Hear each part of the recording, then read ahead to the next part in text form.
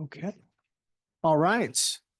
Well, good morning, everyone. It's Wednesday, October 2nd. This is our 10 a.m. regular Board of Commissioners meeting. I will call this meeting to order. Commissioner Jacobson, Commissioner Hall, and myself constitute a quorum, and we will get right into recognitions and proclamations. And this is recognitions of service.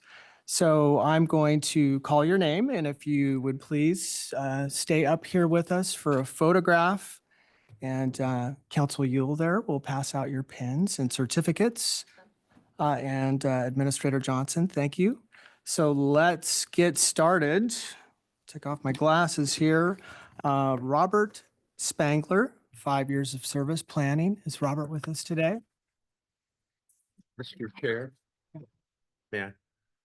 Robert Spangler, we all better know as Matt Spangler. And this is a 5-year service anniversary, but I believe on his third go around of employment with us. He actually joined county planning in the late 1970s as an associate planner.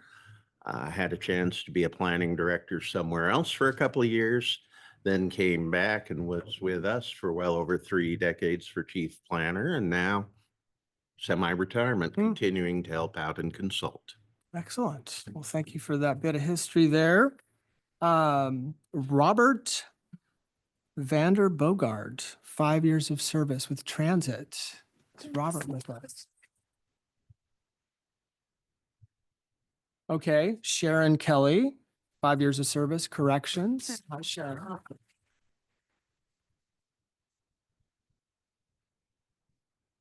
Eddie Anderson, 10 years, roads. Eddie.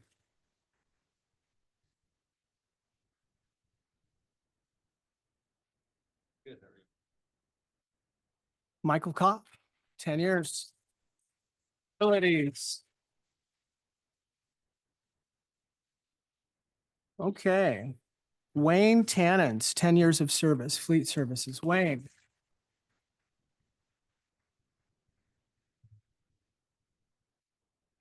Thank you, Mr. Accepting the Dewan. honor for Wayne. Okay. Jack Rogers, 25 years.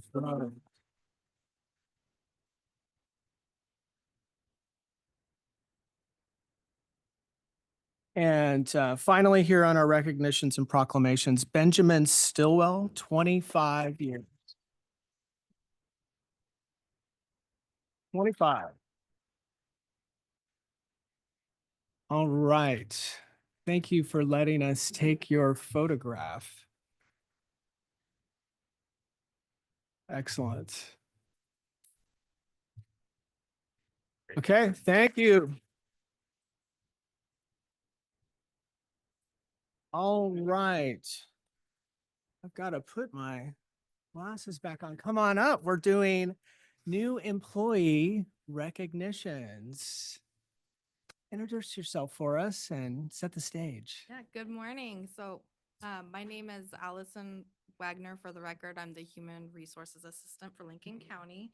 I'm going to introduce the new employees for the month of September that did not make it on tour. Okay. First is William Bogus with Community Justice. He's a Youth Care Specialist 1, PTNB. Thank Sorry.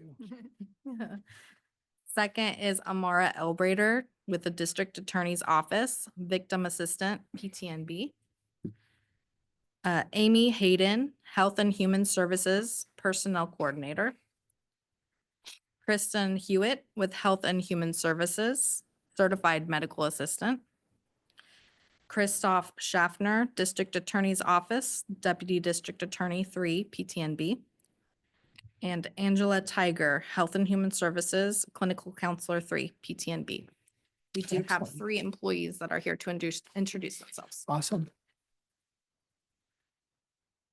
Come on up. Hi, everybody. Hi. My name's Jared Hyde. I'm a facilities technician 1. Started a month ago. Got a great crew that I'm working with. I'm looking forward to continuing that on. Right. Thank you. Thanks.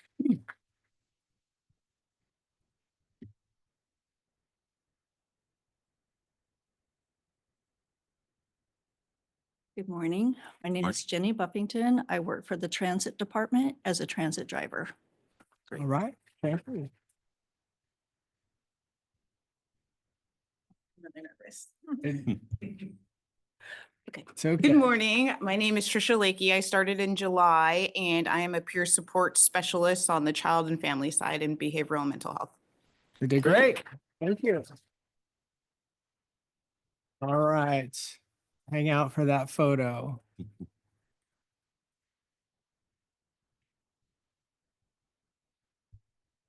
Welcome aboard. Thank you so much.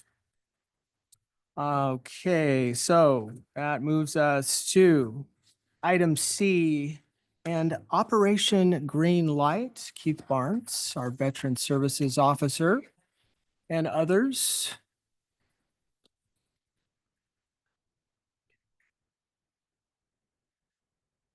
Hello, I am Keith Barnes, Lincoln County Veteran Service Officer. Mr. Barnes, before we begin, per tradition, we'll read the resolution To the first, proclamation. okay? Thank Yeah. you. Thank you, Keith. And thank you, Claire. Whereas the residents of Lincoln County have great respect, admiration, and the utmost gratitude for all the men and women who have selflessly served our country and this community in the armed forces. And whereas the contributions and sacrifices of those who serve in the armed forces have been vital in maintaining the freedoms and way of life enjoyed by our citizens. And whereas Lincoln County seeks to honor individuals who have made countless sacrifices for freedom by placing themselves in harm's way for the good of all. And whereas veterans continue to serve our community in the American Legion, Veterans of Foreign Wars, religious groups, civil service, and by functioning as county veteran service officers in 29 states to help fellow former service members access more than $52 billion in federal health, disability, and compensation benefits each year. And whereas veteran service officers provide assistance beyond benefits to include employment services, unhoused veteran services, mental health awareness, honor, and legacy services.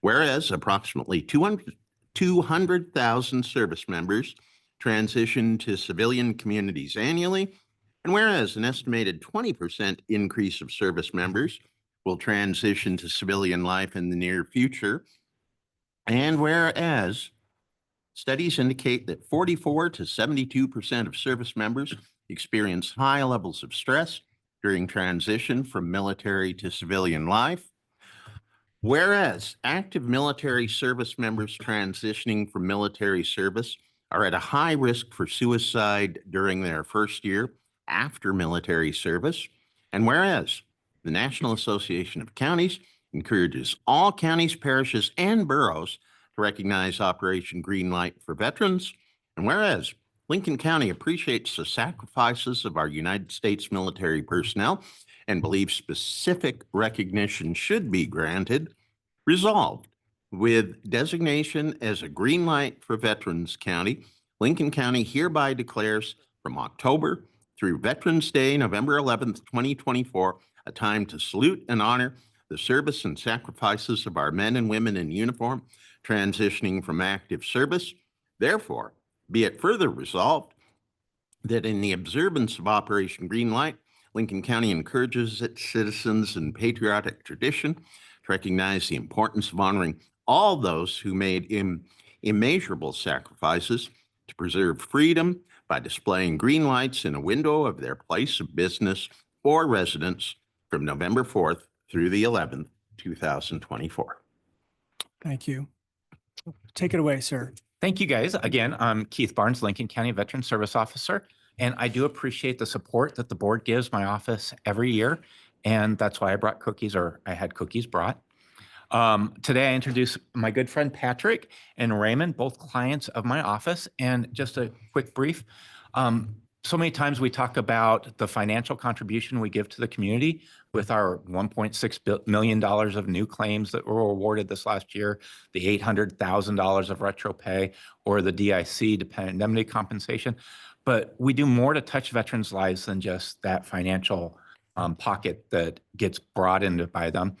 And I bring today Patrick. Patrick came into my office a couple years ago on the day that we had Snowmageddon. You guys remember Oh, boy. Snowmageddon? Mhm. I won't forget it. yeah. Yeah. One of our office workers who lives in Corvallis was unable to make it in. The other office worker was unable to make it out of her driveway. So I had to close the office that day.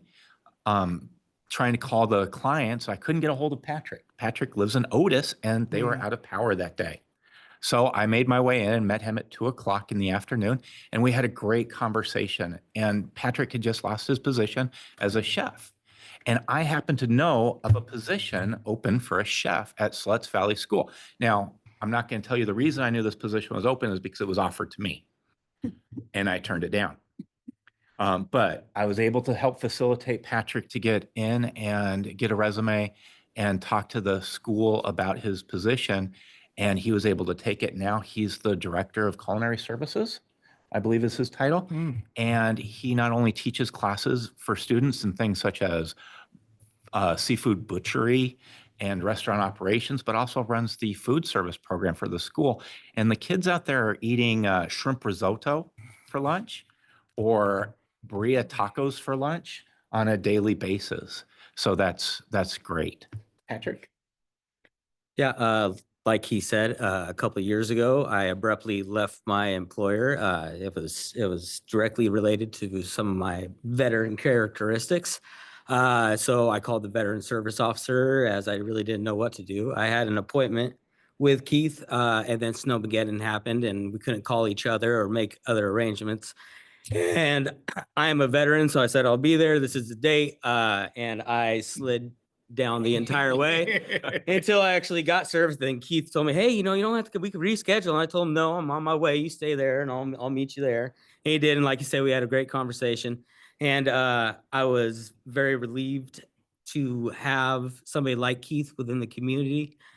That when something like that happened, and regardless of how I felt about it and how all that ended, there was a cushion for me to fall on, and not only fall on, but spring back off of. And I've actually found a new career that I enjoy immensely more than just being a regular chef. I get to work with kids every single day, and I get to encourage them and show them brand new cooking techniques.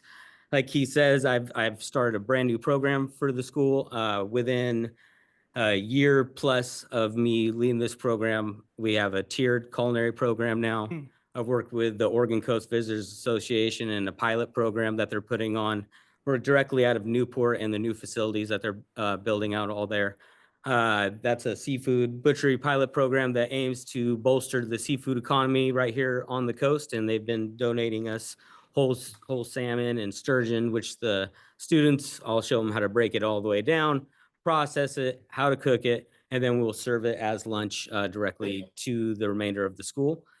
We do that with mostly everything that happens at the school. We bring in entire chickens or something and use the classes as a workforce in a sense to create school lunch so that they all have a piece of the pie within everything that they're eating and learning. Without what Keith had going, I wouldn't have ever jumped into education. I myself barely made it out of high school. I never thought I would have stepped foot back into school because it was not in my head to ever go back into a school and be a teacher. And I have lucked out and found a career that I really enjoy now. And yeah, that's what I got to say. Thank you. Thank you. Thank you. Thank you for that. One of the things, his students made some tasty little treats for us to partake in Okay. afterwards. And I won't share them to the other offices until you guys have had a chance, like past Nice. incidences. I also have Raymond Stewart here, Sergeant Raymond Stewart. Raymond came into my office about a year ago. One of the things that we talk about are honor and legacy programs. Something that we touch on about doing, like one of the programs I did was getting unclaimed veterans cremains interned at the National Cemetery. I'm currently working with the Sluts River Cemetery Association in getting a couple of veterans that are on unmarked graves, have them, their graves marked, and doing the work to do that. Raymond came into my office not really sure. He was a combat vet from Vietnam. And as we were talking, found out that he has some health issues, and we were able to work through the claims on the health issues and go through it. One of the things that he talked about was that during Vietnam, he was on a grenade attack to where a grenade was thrown at his foxhole, and I'm just doing an overview, didn't explode, and he got up and with his rifle tried to push it down so that they could get away from it. Wow. At that time, it exploded and left shrapnel into his arm and to his armpit. And he was never awarded a Purple Heart for that. Several reasons that he talked about was not believing that he was deserving of it because there were others that were hurt worse than him and going through. So I worked with him and was able to get the VA to recognize not just his service-connected disabilities, but also to work and get that service-connected disability for that combat injury recognized by the VA. We've also filed paperwork for the Army Board of Military Records Corrections Hmm. and having them update his record to show an award of a Purple Heart. Now, I know that that will happen because the VA has already conceded that he has a combat award. So in the office, I happen to have a box full of some Purple Hearts. Wow. And what I've done here today is I've made up a plaque for him with a Purple Heart. Awesome. And it says Sergeant Stuart Raymond, U.S. Army Company C, 560th Infantry Division, 9th Infantry Division, 14 June 1967 to 25 May 1969. And I want to present that to him today. That's That's fantastic. that. Yeah. And salute him as the result and the recognition that he deserves for his service.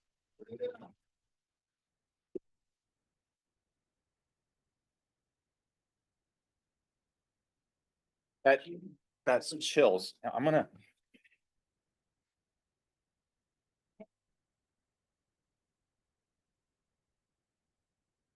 Probably none of you know me. You wouldn't know that this is all a surprise to me. Keith Wow. got me in here without knowing what was gonna happen. That's Keith. I didn't even know. Yeah.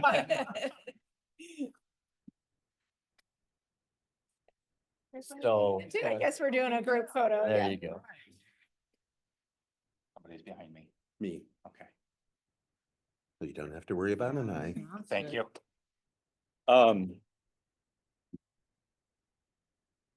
I also have a lapel pin as part of the award that he could wear honorably as it. The one thing I noticed, and I thought it was interesting, is that his date of enlistment was 14 June 1967. My date of enlistment happens to be 14 June 1990. So I felt that connection right there. Raymond. Like I say, it's all a surprise to me. The Purple Heart in my outfit was given to people that lost limbs or lives. I was a sergeant and I put people in for Purple Hearts, and I didn't feel that this was just a little nick. I just had one little piece of shrapnel. So that's why I didn't feel like I could put myself in for it, but Keith thought I should, so he did it all. He did all the work. He's been a great help to me and really helped with some of the other benefits that I had no idea that were out there. Hmm. So thank you very much. Thank you. Yeah. Raymond. Well, thank you for your stories, your service. Keith, just some thoughts about, like what Raymond said, people don't realize what's available. You see it every day, right? Right. I didn't realize until I had the job what was available. And as I was going through the training, it really was just a checklist of all these benefits that I haven't used in 28 years at that point. And was able to kind of look at and go, hey, there's something out there for me that I should be using and haven't been using. And it's always an honor to be able to help Patrick and help Raymond every day and to give them something they can't give anything back to me or to this. It's just such an honor to come in here and to be able to surprise them and to feel that energy in the audience today is just wonderful. It is. Commissioner Hall. Thank you. Thank you, gentlemen.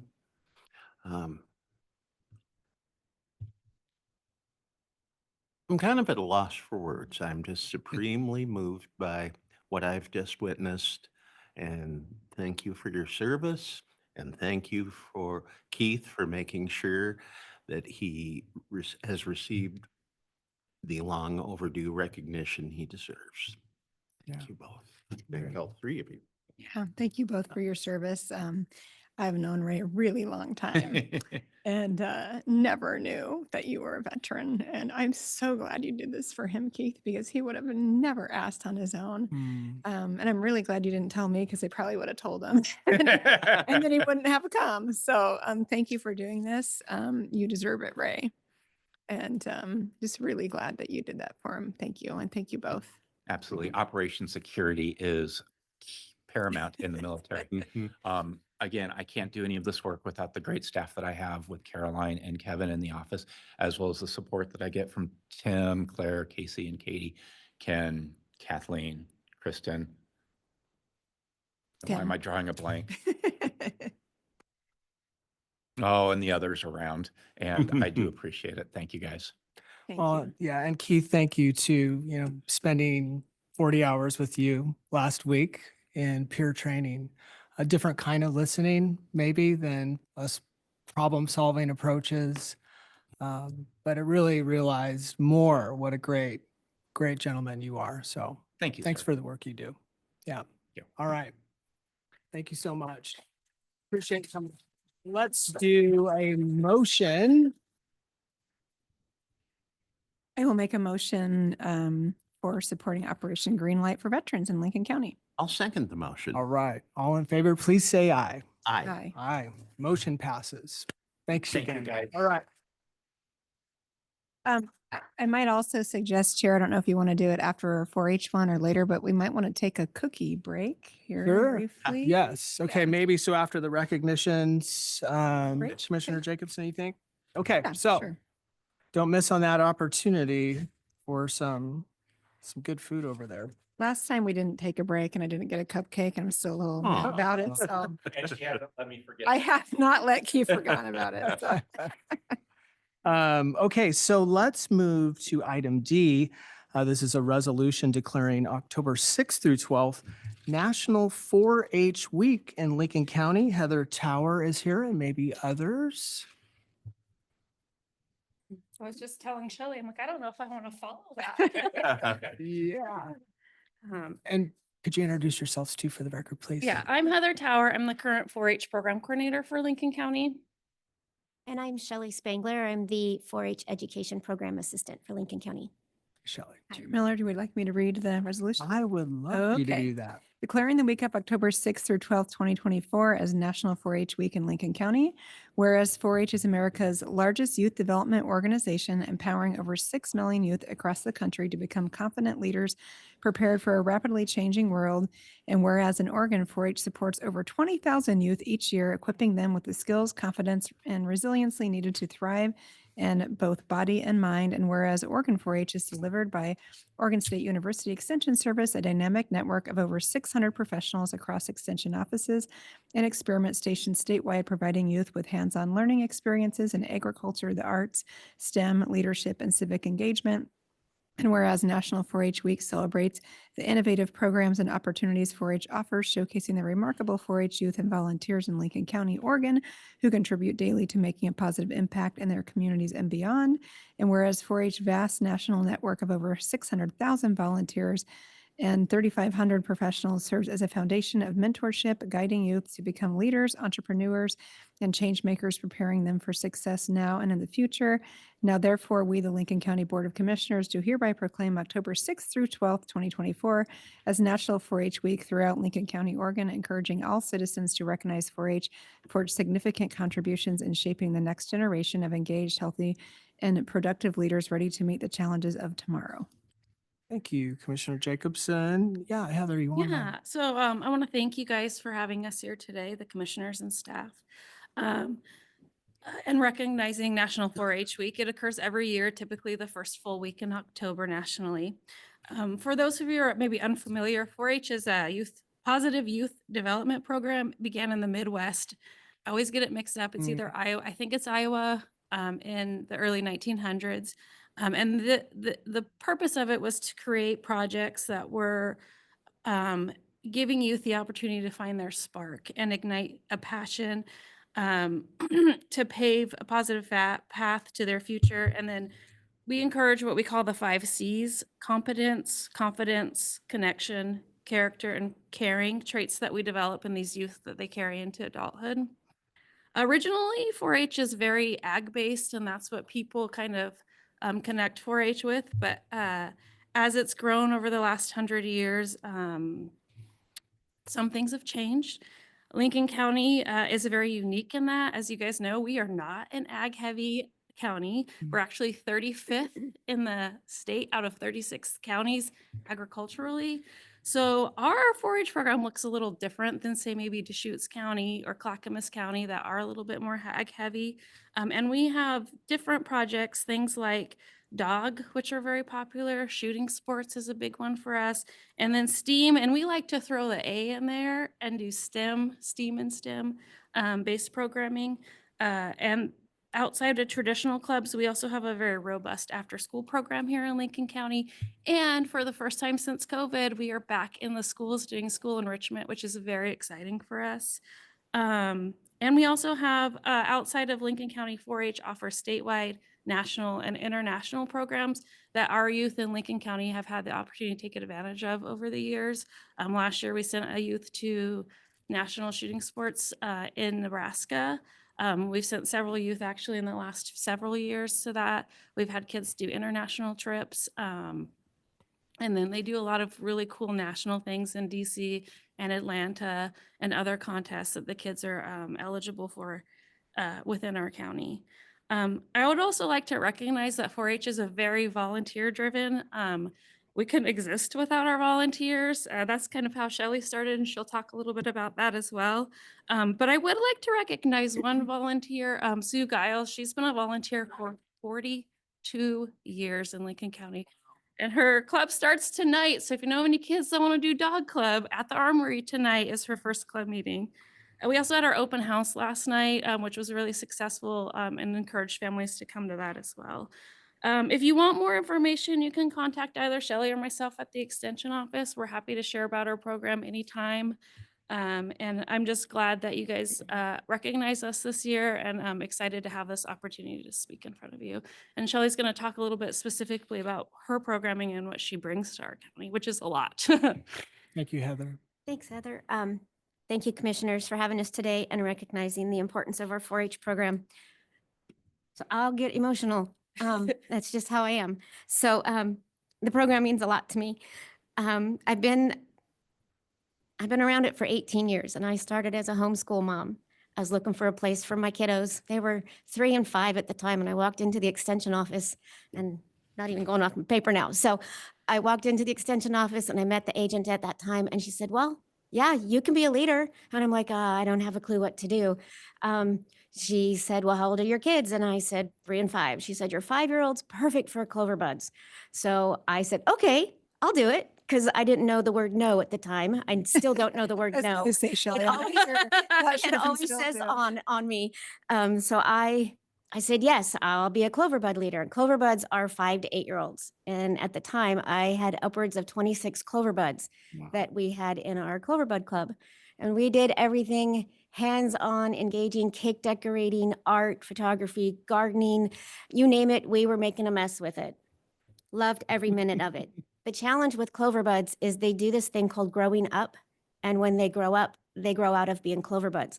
So I morphed my club from just Clover Buds into just a regular standard club where we still did our static projects. We made fishing lures, we did sewing, we did canning, pretty much anything non-related to animals. I have a personal son that went into the dog 4-H program with Sue. He did that for 9 years. But I needed something more because some of the kids were like, hey, what else is out there? And I became a shooting sports leader 13 years ago, and I lead the Anchor Point Archery Club here in town. That's been near and dear to my heart. I still do it, even though now I work for Extension. I love seeing the kids just jump in. Maybe they want to go to nationals. I've taken several kids to nationals. I've had other kids that just go because they like the fact that we have pizza once in a while. So it's really fun. Once I became uh, education program assistant, obviously I still do all my leader things on the side, but I've worked really hard with the after-school program. I think it's 10 years now I've been doing the after-school program. And that's STEAM-based. It's technically STEM-based, but I am an advocate for A because A means art, and I don't believe that you should do anything if you don't have art. So we do science and technology. We have the best Lego table ever, thanks to some incredible donations that we've received over the years. The kids learn how to do engineering. They learn how to program robots. They're learning how to, right now, doing leaves and studying things. The program is kindergartens through 8th graders, standard. And then high schoolers can join us for leadership opportunities where they can come and help and assist and work with younger kids. That's been really great. We meet Tuesdays through Thursdays every single week. Working along that lines is how I got back into the schools. We're now into 2 4th grade classrooms at same case and hoping to grow that throughout the county, where we can work with other schools, taking in our STEAM-based programming. It's been great. We connect it with the teachers, what they're doing on a daily basis. I think that one of the biggest impacts with our kiddos is watching them grow up and seeing that they are giving back to our community because of what they've learned in 4-H. We've got kids who've become first responders because they've learned that community is important. We've got kids that came back as interns this summer, and we got to see them in a whole new light. Katie's daughter was. Hopefully, hopefully a good light. Yeah. Very, very good light, Very seeing good light. that they are now responsible, giving, caring, kind adults. That's huge for us. So anyway, I've rambled on about Yeah. all my passions. It's really important. I love seeing the connections that these kids have. This program is super important. So we thank you guys for recognizing our 4-H program and all that it offers to our families. Thank you. Thank you. Commissioner Jacobson. Yeah, well, I'm a 4-H alumni myself, so I thought it was kind of important to recognize 4-H. And do we have any other 4-H alumni people in our audience? I know Ellen had siblings, but I don't think you were. Okay. Okay. Yeah. Yeah. So we have a few scattered throughout, and certainly super beneficial to myself. My daughter was also a 4-H alum now and did an extension internship this summer. I also wanted to say that her first term of college is actually completely paid for by 4-H scholarship. So there was Wow. a nice little benefit to that as well. So certainly does, I think, benefit to our kids, but also our community. There's lots of 4-H sort of community-based projects and giving back and all that stuff that's really important as well. So glad we were able to recognize it this year. Thank you. Thank you. Commissioner Hall, anything? Glad to, glad to spotlight such a great program. Keep up the good work. Thank you. Shelley, you are amazing. Okay. Thank you. Really, what drives you? The kids. It has to be the kids. It started with mine, and I just see when I pick up the Sam Case kids, and then we walk to where we're currently meeting at the First Presbyterian Church. They open their doors to us. They have a space we can use. When I have to wait out there for the kids to get off the school bus, and Yeah. we use a stick on the ground, the kids and I were standing there, and we summon the bus. We're gonna summon the bus. Seeing that there's just that connection, and that's it. It's just the kids. Yeah. Well, thanks to you both, and, just the gratitude to you and safety and comfort and brain power that you give. And when I drop my kid off with you and knowing that he's in good hands, really awesome. And I know so many other parents feel that way too. So thank you very much. Yeah, Anything thank you, you else? Guys. No, and I just want to recognize too that the county's also given a lot to our program. Prior to the redevelopment, we were probably the single biggest user of the fairgrounds. And so I do appreciate those relationships that we have formed over the years with the county as well. So thank you guys. Okay. So a Thanks. motion. I'll make a motion declaring the week of October 6th through 12th, 2024 as National 4-H Week in Lincoln County. I'll second the motion. All in favor, please say aye. Aye. Aye. All right. Motion passes. Thank Good you. job. Thanks so much. Okay. Can we do a quick? Are we going to cupcake do a break? food break here or whatever break? Okay, yeah, so we'll be in recess, please.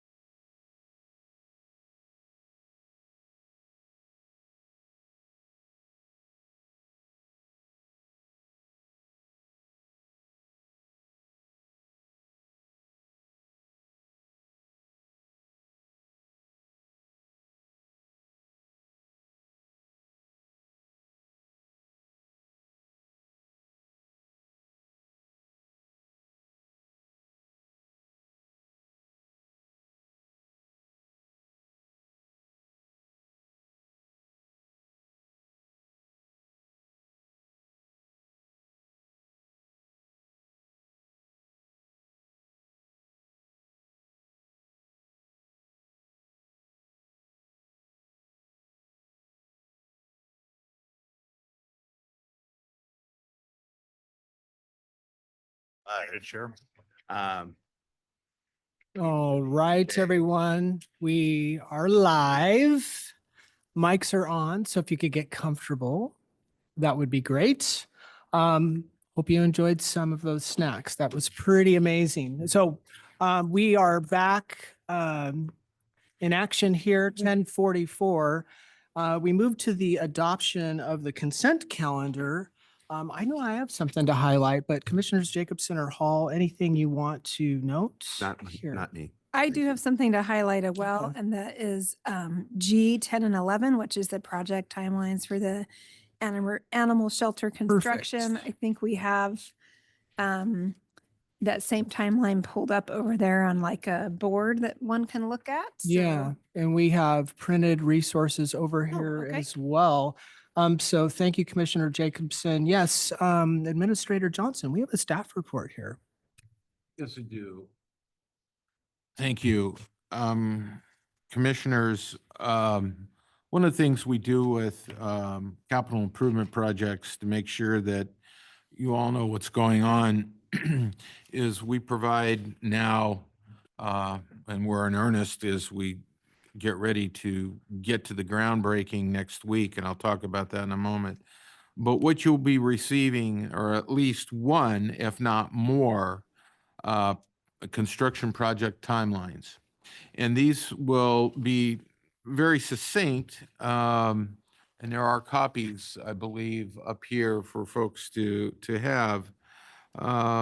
It is our intent to have these posted so that folks can see these. Now, our expectations are to have probably between 34 to 38 of these for you over the next 11 months. And so it will mean that there'll probably be multiple timeline updates per BOC agenda. And as such, this will give you an indication of what's going on, and they will include latest charts, such as in your update number 1 gives you the latest for the current timeline through the mid to end of September through October and what will be accomplished. You can then compare that against, we have the main master timeline, which takes us through August of next year up here. And we're going to keep this up here for each BOC meeting. So if Okay. community members that are here want to take a look at that and they can see that and compare it against these updates, that will be, I think, helpful for everybody. It will also include photographs, as you see in the update number 2, so you get a feel for the progress that's being made. So in this particular case, you see the fencing going up and heavy earth moving equipment that is on site now that is beginning to do what's called all the scraping. And that is in preparation of the work that will be going on for the foundation. And one of the important elements is that we had a geotech study done. We didn't really talk about too much of that because that gets people's eyes to gloss over. But it tells us specifically whether the ground is buildable or not and what we have to do to prepare the ground in order for building. And that becomes a physics equation. And that's when people's eyes gloss over because they certainly don't understand that. But it does have to do with the compounding of the Earth's surface, and it does have to deal with gravity, and it does have to deal with the weight that we put on the property as it pertains to the foundation. Now, within the context of that, you see also on the consent agenda items 12 and let's see, you bear with me here for a minute. Yes, items 12 and 15. And this deals with professional service agreements with Foundation Engineering, who did the work on the geotech analysis for us for the animal shelter. Now, they're the folks that come in and perform this work. Now, I was telling County Council, this is intriguing because being back in Oregon, my home state, this is not the case in other states where those that perform the geotech survey because of liability issues also must perform the inspection that goes on relative to the pouring of the foundation, the compression of the dirt, preparation of the soil. And they do that because of liability issues in Oregon. And there must have been something that triggered that, but other states don't do it like that. So it's interesting. So what you see there is that agreement and subsequent amendment.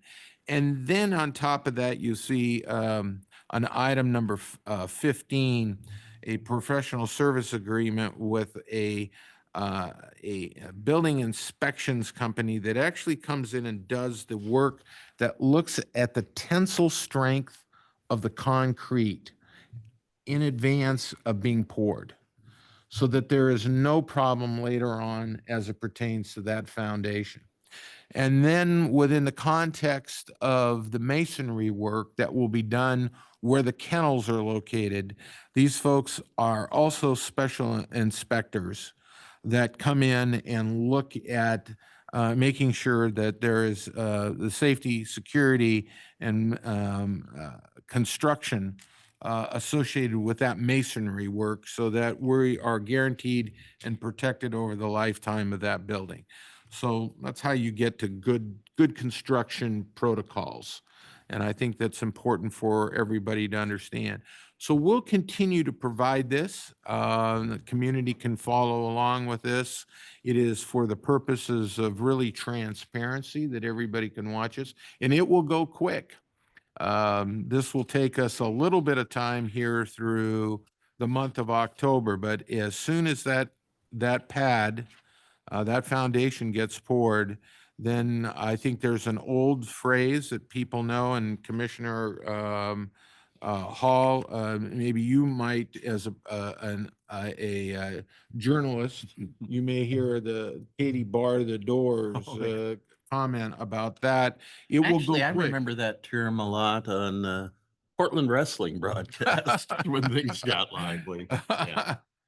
Well, let's not get into a wrestling match today, but to that point, it will No, we go, did that it will last go very quickly from this point on. So you will see the foundation poured, and then you will start to see the structure go up, and then the roofing go on relatively quickly thereafter.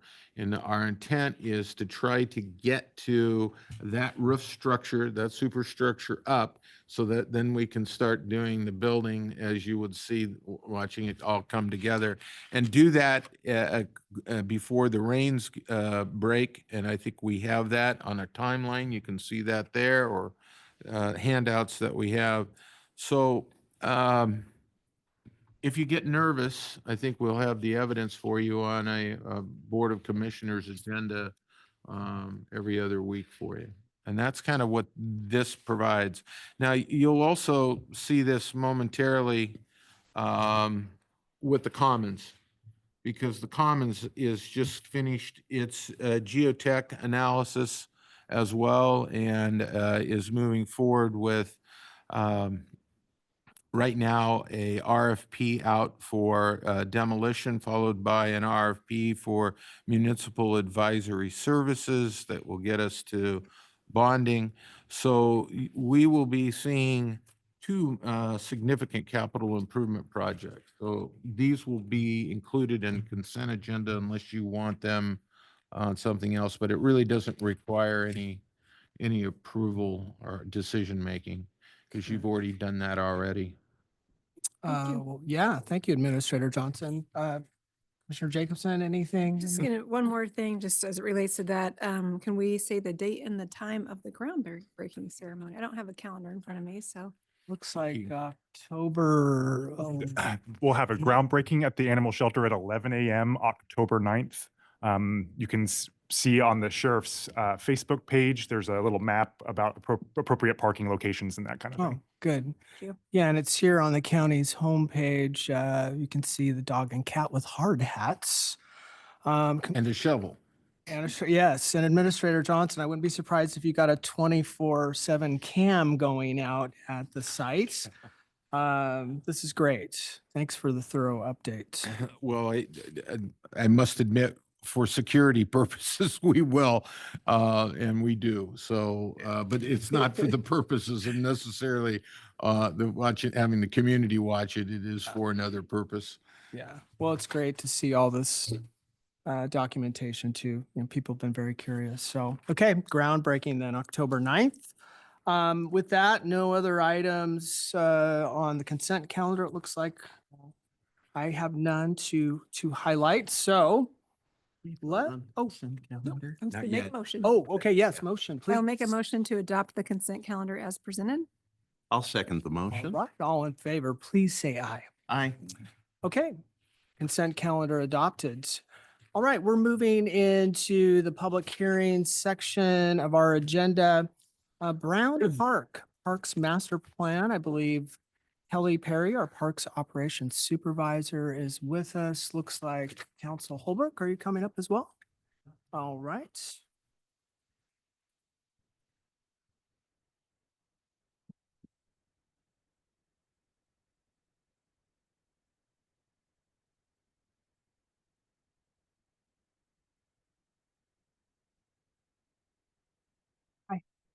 So are you ready to have your presentation?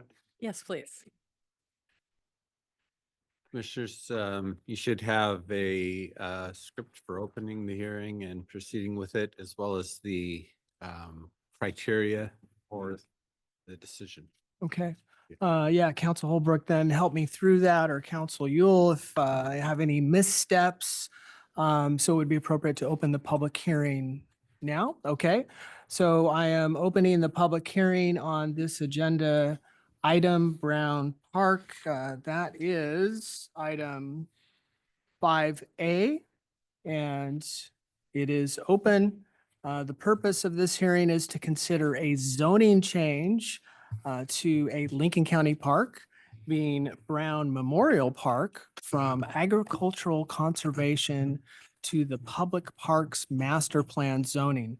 The applicant, in this case, Lincoln County Public Works, also asks us, the board, to adopt the Brown Memorial Park master plan as the document governing development of the Brown Memorial Park, and to amend the Lincoln County Comprehensive Plan to reflect these two matters.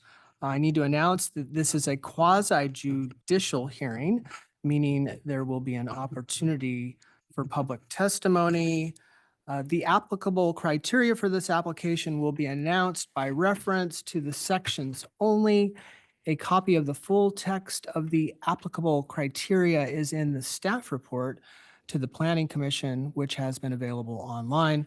The full text of the applicable criteria has been included in information to the commissioners for this hearing. Do I need to go through and highlight those specifics? Okay. So first, A, section 1.1235, quasi judicial amendments. B, Lincoln County Code LCC section 1.1381, coastal shorelands overlay zone standards. C, OAR 660, Division 34.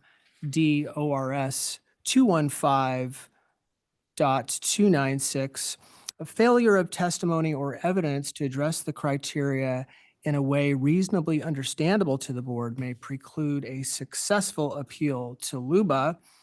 And I call for the applicant's presentation and testimony. Great, thank you. My name is Kelly Perry. I'm with Lincoln County Parks. I want to start by thanking you all for the opportunity to speak today.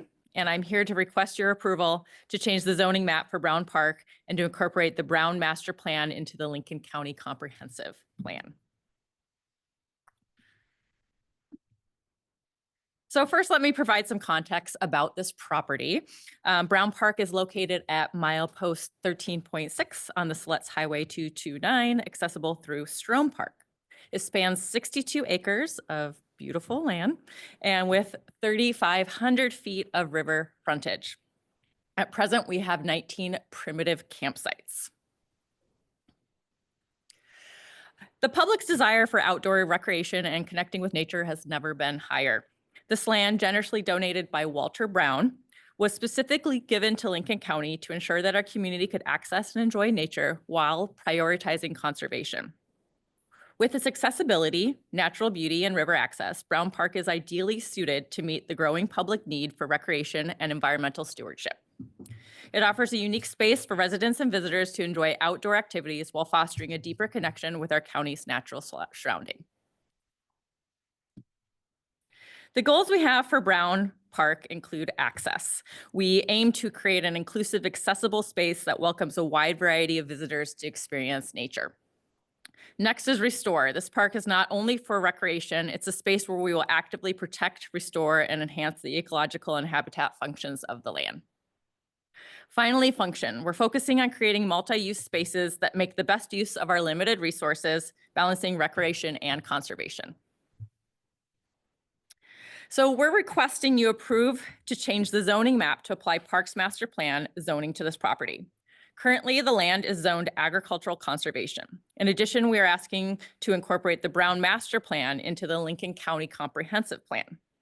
At the Planning Commission public hearing held on July 15th, it was determined that a request meets all OAR and ORS requirements. Their findings, which are attached to this agenda item, support moving forward with these zoning changes, and I encourage you to consider their recommendation. This property offers a rich and diverse mosaic of habitats, including native forests, forest plantations, wetlands, and upland meadows. This ecological diversity provides us with a unique opportunity to balance conservation efforts with recreational use. By maintaining this balance, we can ensure that Brown Park becomes a place where both people and wildlife can thrive. The desired future condition for Brown Park is to improve the key ecological attributes to riparian and plantation forests while conserving and enhancing the upland native forest. Restoration efforts will focus on thinning the plantation areas, increasing the diversity of native tree species, and controlling invasive species. We aim to boost the diversity of native shrubs to improve overall ecosystem health. A detailed habitat conservation plan prepared by Pacific Habitat Service is attached to this agenda item for your review. A significant portion of the park falls in the special flood hazard area of the Silettes, noted by the red line on this map. Any development with this floodplain will require a careful review and approval process to ensure compliance with the Lincoln County's flood hazard area regulations. These steps are critical in safeguarding both the park's infrastructure and the natural environment from flood risks. So the design for Brown Park has been shaped by the site's existing ecology. The goal was to minimize any ecological impact while creating spaces that allow people to enjoy day use activities and overnight camping. We strategized how to balance accessibility and functionality, ensuring that visitors can enjoy the natural beauty of the park without compromising the ecological integrity of the site. This slide gives you a look at everything we've envisioned for Brown Park, which I like to call the whole kit and caboodle. In the master plan, we've included group campsites, trails, cabins, and non-motorized boat launches. However, it's important to note that at this stage, the only funding we have secured for this park is the bathroom facilities and the septic. The rest of the design elements are goals we're working towards as funding becomes available. Cabins are increasingly popular among visitors who want to experience the outdoors in comfort. As such, we've included plans for 4 cabins, all strategically placed outside the special flood hazard area, ensuring they can be functional and available for booking year-round. These cabins would cater to a wide range of visitors and help increase the park's revenue stream. In terms of trails, the master plan envisions a variety of topographies and experiences.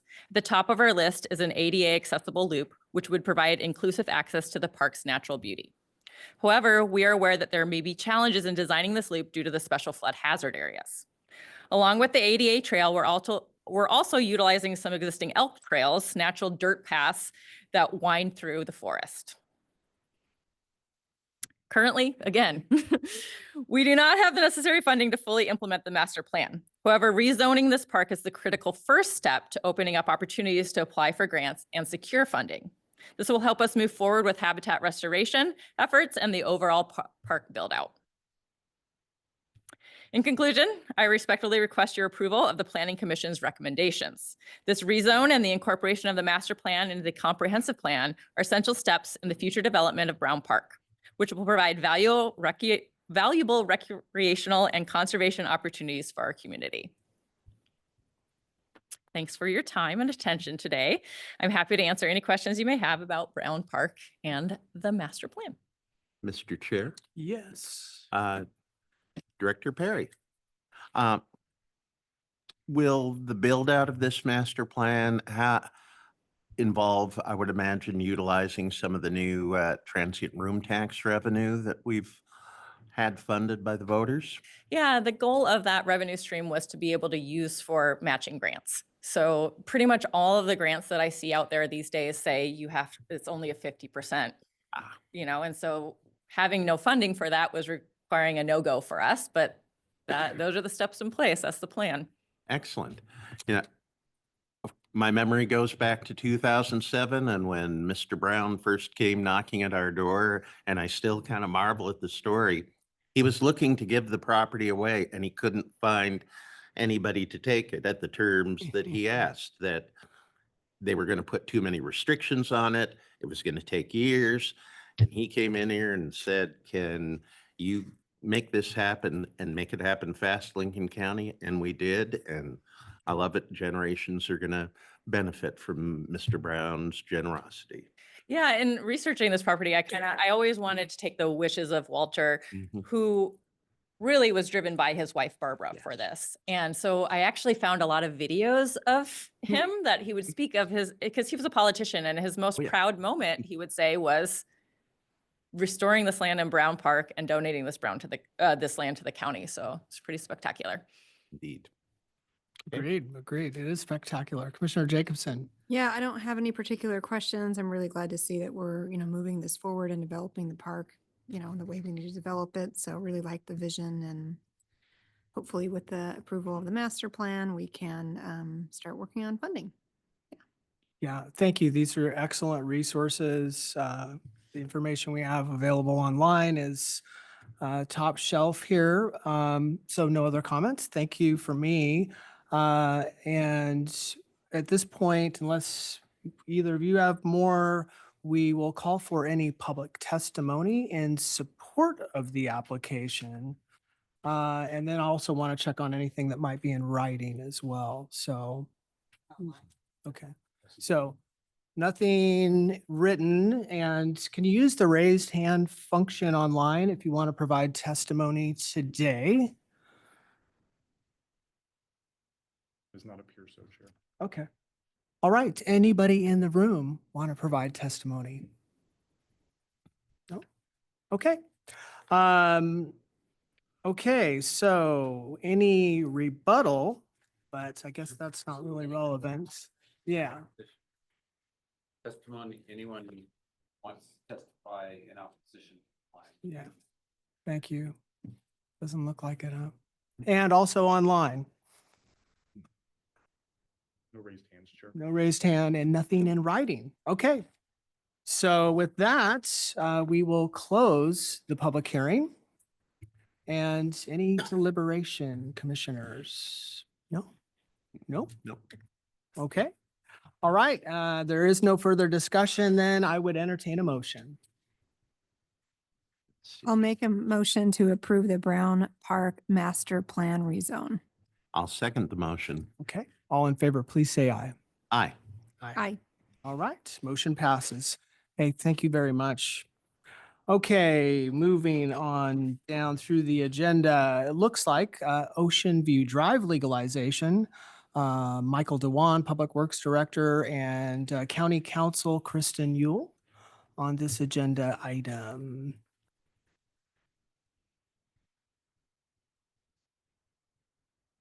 Commissioner, you have the other. Yep. Yes, thank you, Counsel Yule. Okay. Oop. Bear with me. Thank you. Okay, we are going to open the public hearing regarding the legalization, a portion of Ocean View Drive, County Road number 813. This is a continuation from the hearing on August 21st, 2024. In the record, we have Mr. Dewan's staff report, an affidavit of public notice of the hearing, a list of certified mailings of the notice of the hearing, a letter of support from Oregon Parks and Recreation Department. Okay. Good morning. Morning, Mr. Excuse me. Dewan. Just for the record, I'm Michael Yeah. Dewan, the Public Works Director. I will ask for some flexibility here and guidance. As you just stated, the prior meeting was continued until today. Towards the end of the prior meeting or hearing, I believe Oregon State Parks did provide testimony. I wouldn't say in opposition. I would characterize it as they had questions or concerns. As you may be aware, since that time, County Council, myself, and the county surveyor met with representatives from State Parks Department. We met via Zoom or MS Teams, but discussed the legalization and what was being proposed. And since that time, they've provided a letter, which I believe you have in front of you, which I would characterize as provides no opposition to it. I think it's a very nicely crafted letter, written very well, shows support for it. To the best of my knowledge, there were no other comments received by our department, whether in support or against the project. So I really don't have any more to add at this time unless you have additional questions. I do not, Commissioner Jacobson. I do not. I do not. I'm glad that you were able to meet with state parks and Yeah. work it out. Thank you. It was a very good meeting, and I appreciate county council's efforts getting that facilitated. Yeah, thanks for moving on that. And the county surveyor as well. I do want to commend them for their efforts. Okay, excellent. So Yeah, Council just- Yule? Yep, just the next step is going to be anyone who wishes to testify in favor of the legalization. You can check online. Yeah, let's go through it and back to online. If you can use the raised hand function, this would be testimony in favor. Does not appear so. No. Anything written come through? No. Okay. And then anyone testify against. Anyone against? Okay, and also online. You are opposed to this legalization, use the raised hand function, and no written. Okay. All right, I guess we will, any further discussion? We'll close the public hearing. Recommendations from staff. The next step, commissioners, would be, I can prepare an order. I believe Mr. Dewan already did one, that we would submit for the next board meeting for your consideration to move towards legalization of this portion of Ocean View Drive.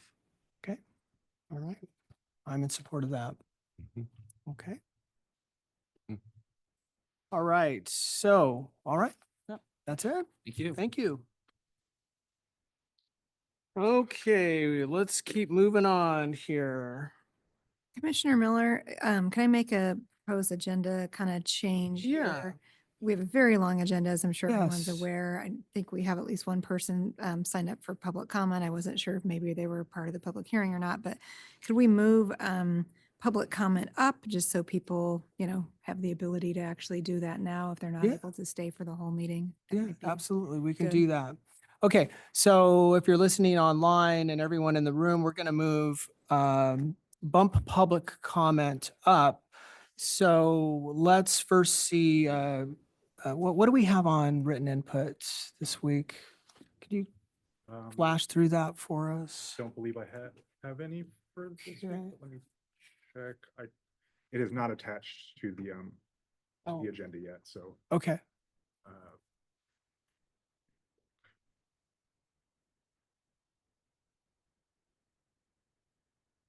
we have a comment about somebody seeking mental health services from the county, and we have a comment from the mayor of Siletz regarding Camp 12 Loop. okay, very good. And if you would like to provide virtual comments, you can use the raise hand function at this time. Doesn't appear so. Okay, no, all right, so let's go to the room. Monica Kirk, I believe you're signed up there. Come on up.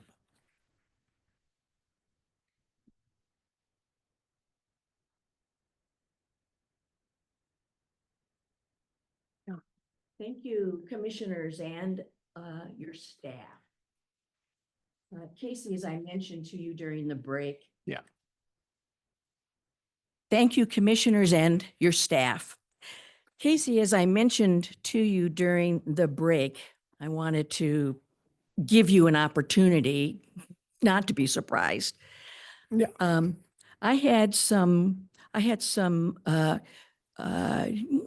I was disappointed in your conduct at the September 18th meeting. And as a voter who voted for you and supported your candidacy, I feel that I have a responsibility to publicly reprimand you for that conduct. Okay. I don't recall the statement or the substance of your lengthy statement, but I do recall the process violations during that 30-minute statement that you made, misrepresenting it as the commissioner's report. So one, I think you abused the right that you have as a commissioner to report and brought up things unrelated to what you've been doing, or I hope they're unrelated to what you've been doing. And you didn't give a report in accordance with the rules, the governing rules of the board that you agreed to follow when you swore your oath. And then, but even more importantly, Casey, publicly criticizing the work of unelected staff, even at one point, dressing down a woman on your staff who was just keeping the time, reminding her in a harsh, unprofessional voice that I'm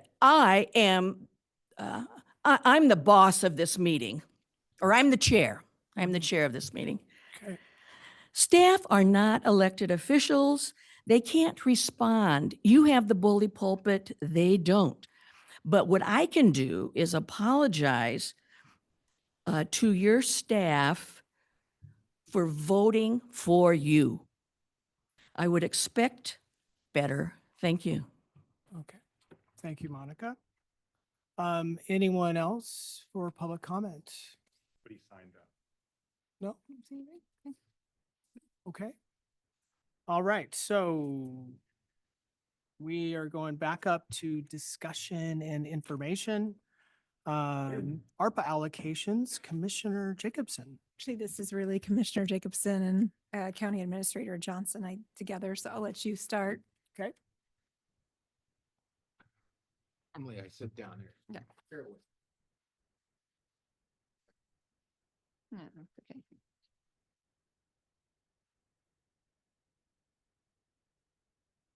Tim Johnson, County Administrator.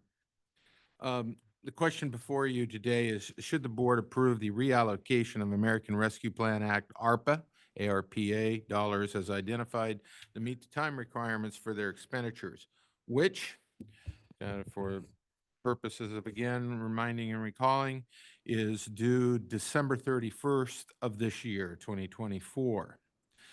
The county received $9.39 million roughly in American Rescue Plan Act dollars due to the pandemic. These do not impact the general fund or any other funds of the county. However, based upon the term and requirements of the use of American Rescue Plan Act dollars that are received, there are categories and requirements for their expenditures.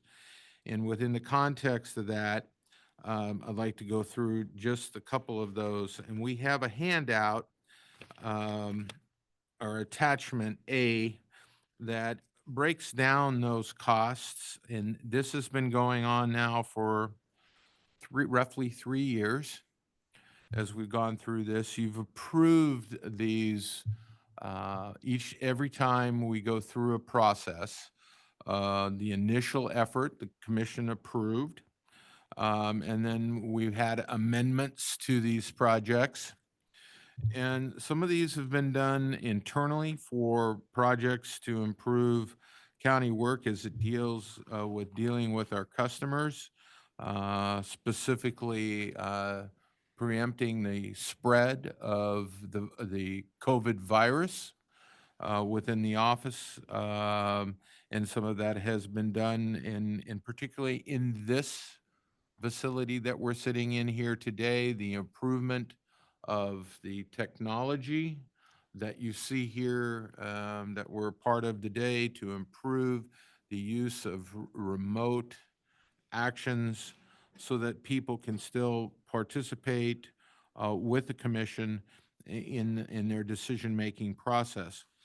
As such, it's broken down into issues associated with public health, negative economic impacts, services to disproportionately impacted communities, infrastructure, which have been significant expenditures on that, and then, of course, revenue replacement.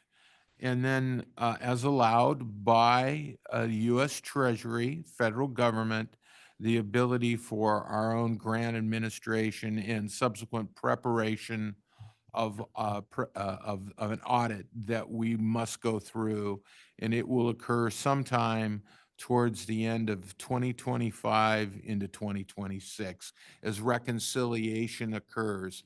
So what I want to make sure that before I turn it over to Commissioner Jacobson and to talk about the individual elements, if that's all right, Commissioner, I just want you all to understand that what we need to do, our responsibility as a county, is that we have to have, the work does not have to be completed by December 31st, 2024, but we have to be under contract by 2024. And this is important, and let me just share this with everybody on this so that they understand it, and there's no sense of confusion.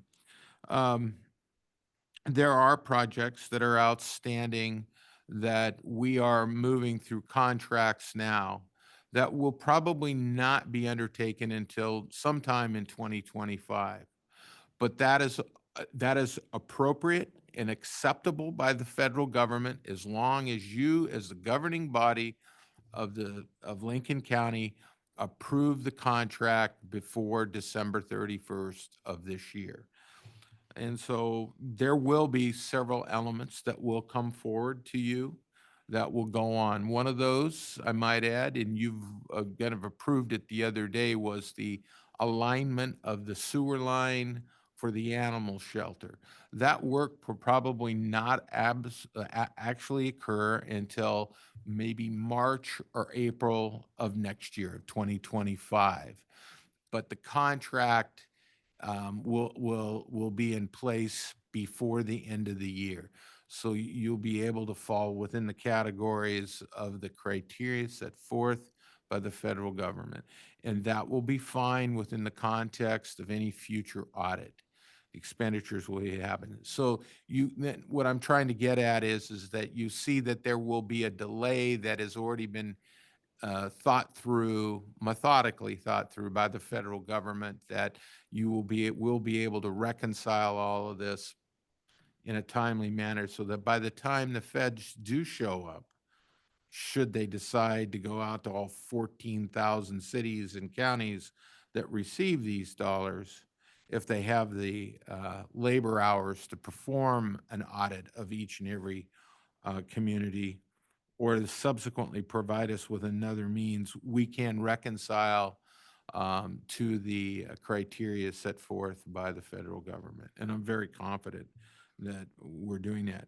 Now, having said that, before we jump into the discussion on the request of reallocation and getting your approval to do that, I would like to just digress for a moment and inform the commission, and the community, that we have a team that is being implemented, that has been assembled and will implement our preparation for the audit.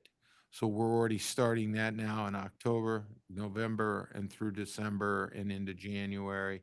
so that you will see basically a completion of all of the allocation, what it went for, corresponding contracts, every bit of information that can be related to it, and we'll have a master file. So that if in fact somebody truly shows up and knocks on the door and says, I'm here with the federal government to audit your ARPA grants, Mm. we have immediately a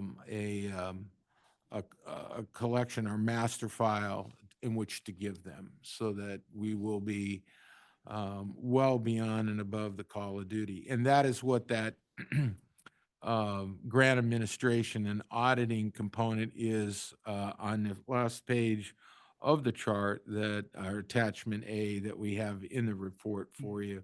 And Administrator Johnson, just ask PIO Lip, could you just screen share some of this as maybe he's talking? Maybe Katie, you're going to go over specifics, but it's a great document to what you're speaking of, showing all those requests. So, So excuse me. Commissioner, I will Yeah. turn it over to you, and if you need anything, I'm Yeah, very thank helpful. you. Thank Tim. you. Yeah, I don't think there's a whole lot other to say. So there's a list of projects today that are coming in under budget Mm. or that decided for whatever reason to no longer pursue that project. So what we're doing is basically reallocating the couch cushion change, if you will. So Mm. as leftovers come Okay. in, we need to reallocate that money to other projects. So as Administrator Johnson said, it can either be spent out by 12/31/24 or committed through a contract by 12/31/24, and then even things in contracts have to be spent out by 12/31/25. I do suspect that we'll probably be at this again before the end of the year, as I think there's other projects that we're currently working with that are going through the bidding process or what have you that may, come back under budget as well. So again, there's a list of kind of where that change is coming from. And then on the second page, there's a list of kind of recommendations of where to reallocate that change. How this reallocation list kind of came to be is I have just an ongoing ARPA wish list, if you will, of projects taken from both community, but also from directors as part of our management team. I've brought it up several times at our management team meetings. There's also certain projects that, maybe come in a little over budget, like additional planning department document scanning. That's been going really well. And I guess there's some documents that are rather large or difficult to scan. So it was extra resource to do that. Also reached out to Director Dewan and DA Wallace, as they were kind of not here when we started this ARPA process, just to check in with them and make sure they knew about, potential opportunities here. So that's kind of what we need to do today is, discuss and hopefully approve this list. And then attachment A is just all of our ARPA projects that we've had and kind of brief update on where they're at, if they're done, if they're, active or what have you.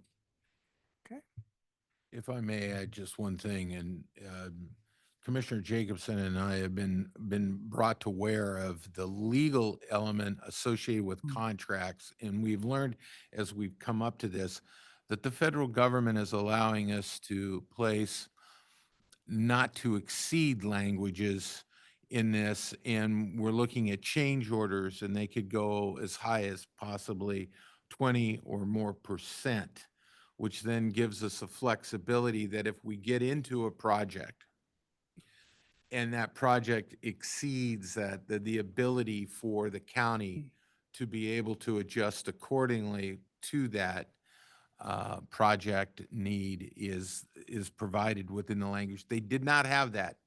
That was a change that was made in a recent addendum by the federal government to the U.S. Treasury for the purposes of getting it to zero expenditures needed. Yeah, let's talk a little bit about the heavy lifting to stay up with this changing. I mean, numerous times, or how many amendments have you gone through? I'm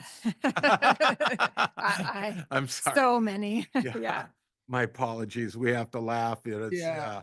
In the sad fact about it is, Commissioner, that they don't provide you a cheat sheet. The federal government does not provide you a cheat sheet. They give you the whole, how do I use this old military phrase with Keith being in the room? The whole 9 yards.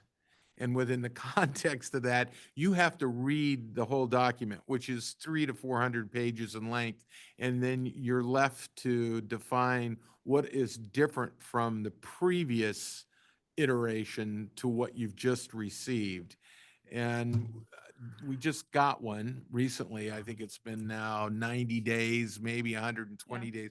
It seems like the latest version, and it is, we are still digging out information, but we have found what we think is the key changes. Now, there may be some minute changes in there that we have yet to find, but I appreciate Commissioner Jacobson and her patience with us, because we go through this on with a fine tooth comb Yeah, and to ascertain what this information pertains to. back to your question, Commissioner Miller, I would say that a couple other things that happened is originally when money was given out to states, cities, counties, et cetera, there was like a helpline, like a number you could Oh, call really? to ask Huh. about, does this work or fit, or how do I do this Huh. or whatever. That was shortly taken away after maybe 9 months or something. Mhm. And so not having that resource available, made it harder. Big thank you to our grants manager, Chanel and Sandy, who have been through those documents many times.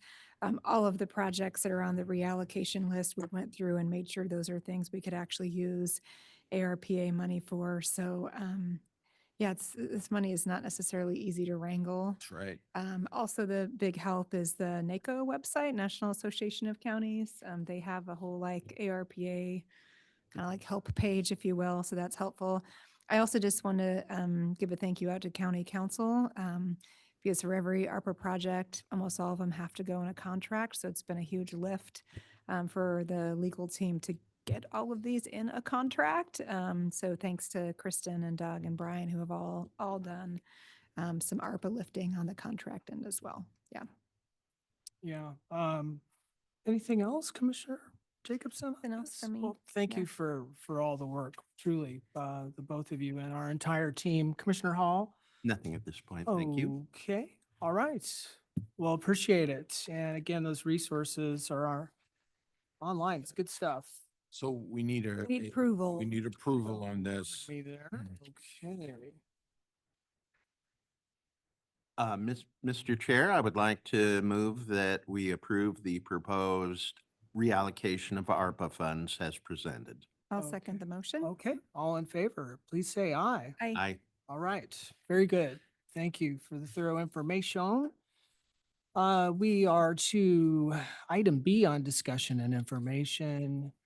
And as our team is coming up, I would just say that we did just approve with ARPA reallocations 4 of these elevators. Okay. And I had conversations with both of them previous to this meeting. They were working their process. I was working my process. I really wasn't sure where I would end up on having spare change at the time. So we kind of collectively decided for them just to move forward and me to move forward, and we'll see where we're at. So we did just fund both the jail elevators and both of the courthouse elevators. There's still one remaining that we didn't have the change for, but with that, I'll let you continue. Good use of couch change.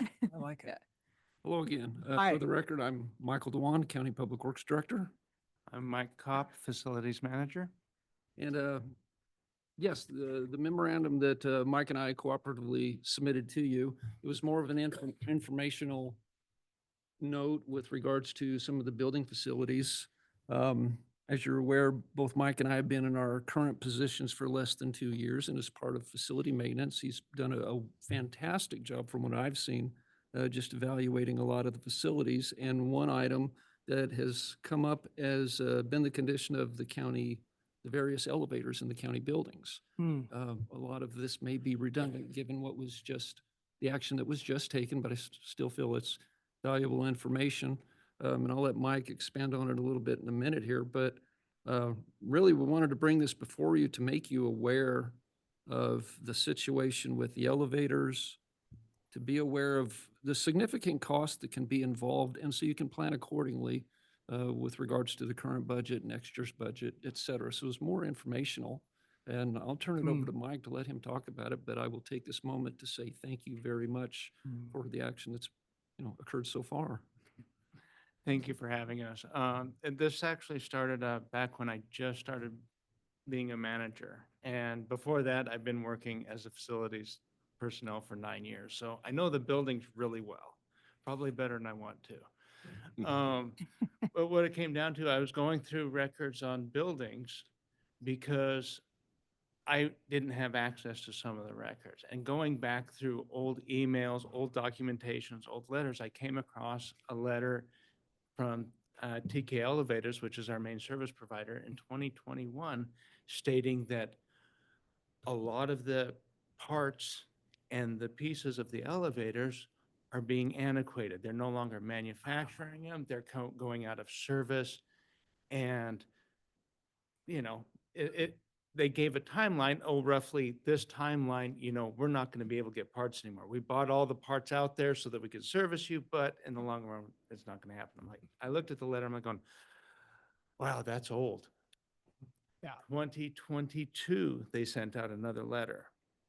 I found the letter. I'm like going, okay, we're speeding up the timeline because all of a sudden we're not going to have these parts a lot sooner than we thought.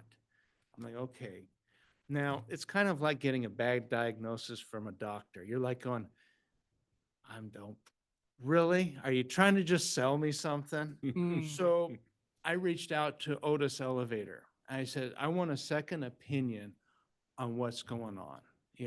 I want a competitor to sit there and say, yeah, I hate to say it, you're right. Well, turns out that's what I got. And it took me 9 months to get someone out here to walk through, look at every aspect of the elevator and say, this is how much it's going to cost. Otis Elevator gave me an actual estimate. TK Elevator, what they handed me was a capital planner. So I just wanted to be clear that the numbers that I gave you, one's a capital planner, one is see. an actual estimate. This is how much it's going to cost. Okay, and that's this, in the report here, those two categories, TKE, Otis. Correct. Yeah, So, okay. and I got those numbers literally, I would say 2 or 3 weeks ago. I Okay. mean, it really, and then I talked to my director saying, how is the best approach to proceed this? Because this is a vital part of the buildings. And he said, this is the best approach. So that's why we're here for you. If you have questions, I'd be happy to answer them. If I can't answer them, I will get back to you. And I will just add that I use the actual estimates and the ARPA ask. That's what I went with. One thing I'd like to add to that, in the memo, we repeatedly used the term modernization because Mike had mentioned that, well, is someone just trying to sell me something for lack of a better term. The reason we use modernization is because these parts, or some of these parts of these elevators and other equipment, we've seen it in other areas with our fleet services. That particular part is no longer available. Now, an updated version may be, but when you're talking about an elevator, the existing part may be this size. Well, the replacement part is now this size and it doesn't fit. So what do? Well, you need to replace the panel. So ultimately, this may look like a remodel. Oh. And it partially would be, but it's modernizing not just the, visual features of it, but it's the electrical components as well. So I just wanted to be clear on that when one of these gets worked on, and there isn't a question of, well, I thought you were fixing it, not repainting it. Yeah. And another thing that I'd like to bring up, since he brought that to my attention, I've been here 9 years, and elevators, they do break down. We've seen it before. On average, I would get a call maybe once a year starting out. I mean, this is going over a 10-year span. Maybe once in a year, oh, we have an elevator down, someone's stuck in it. Of course, I drop everything I do and get them out. Usually, I think the slowest time has been a half an hour. The quickest time has been like 5 minutes. I mean, we drop everything literally to take care of that. The past couple of years, it's been up to 3 to 4 times a year. And this is mostly like the jail elevator. So you have one corrections officer in with 6 or 7 AICs trapped in an elevator. Not a good situation. So, and fortunately, everything's always come out in our favor. But I just wanted to, the gravity of the situation Yeah. can be. Mr. Cobb, forgive me, is there an alert button in there? I mean, how Yes. do we know? Oh, now, There could be excellent someone in there question, now. actually. Every one of the elevators, excluding the one at Western Title and OSU, those go straight to like dispatch in the fire department. Oh, The ones in the courthouse and the ones in the jail go straight to central control in the jail. So when you pick up that phone or you hit that button, you get a response immediately mm, because it's staffed 24/7. So yes, um, it's very quick. yeah, And I think they have my number on speed dial. okay. All right, anything else? No, Commissioners Jacobson or Hall? No.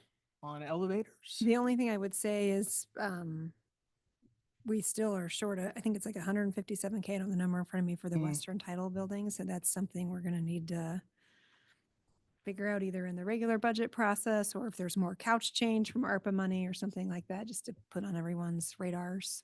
Okay, so Yeah. ARPA would work for that, but Potentially, if we have more change, yeah, or in our budget process in the spring. Well, thank you very much for helping get this expensive ball rolling. absolutely. Thank you. okay. All right, well, I guess there's nothing more on that. It doesn't look like we really needed a motion there, huh? Just really more of a discussion update. Informational? And thinking out for Western Title Elevator. Okay, thank you very much. Looks like we are coming to item C in discussion and information, request to legalize North Three Rocks Road. So that is why Mr. Dewan is still with us. Thank you, Mr. Kopp. Yeah. Public Works Director, what do you got on this one? Again, Michael Dewan, Public Works Director. Thank you for your time. The second memo I'd submitted is with regards to a project we have on North Three Rocks Road. As you may be aware, the majority of our bridge replacement projects are awarded or funded through ODOT's local bridge program. We are currently entering the design phase for two projects, one being on North Three Rocks Road at Crowley Creek. Since the projects do use federal funding, one of the requirements is that we verify a valid right-of-way. Considering the earlier topic on legalization for Ocean View Drive, I take you're a little familiar with what that process is. But after a preliminary review of the right-of-way documents that the surveyor's office did, it was brought to our attention that there are issues with the right-of-way on that road as well. In order to proceed with that and to ensure that the bridge project continues to move forward, this is one issue we need to resolve. And after reviewing the Oregon Revised Statutes in Chapter 368, the process is for the county board to initiate the legalization proceedings. I basically used the prior one as an example, and I'm before you today to ask you to initiate those proceedings, and I would expect that maybe work with county council to prepare an order for a later meeting. But at least wanted to bring this before you and let you know that we're hoping to proceed with this and answer any questions you might have with regards to either that project or the bridge project that is being planned for North Beaver Creek Road as well. Okay. Council Yule, were you gonna offer anything there? So the next step would just to prepare an order that we would bring before the board for the initiation of the legalization. Okay. Think back on consent or just? No, it would be a discussion item. Okay. All right, so do we have consensus to do that? Okay. Thank you for your time. Thank you. Thanks. All right. Okay, and jumping to item D, this is the first reading of ordinance number 536 related to land use planning, amending the comprehensive plan and zone change from AC to Public Parks Master Plan, adoption of Brown Parks Master Plan, and declaring an emergency. So commissioners, this is related to the presentation that Ms. Perry and Mr. Holbrook just did. So the next step would be to amend the comprehensive plan of the county So do you want the full text or title only? Title only. Title only is fine. So ordinance 536 related to land use planning, amending the comprehensive plan and zone change from AC to public parks master plan. Adoption of Brown Park master plan and declaring an emergency. So this is the first reading of ordinance 536. Again, it just outlays how it would be changing the comprehensive plan and it would be adopted. The next reading would be on October 23rd. So that would be a second reading. Any questions? Okay. No. No questions. Okay. Yeah. Okay. All right. Reports. Mental health first aid. Sarah Hurd.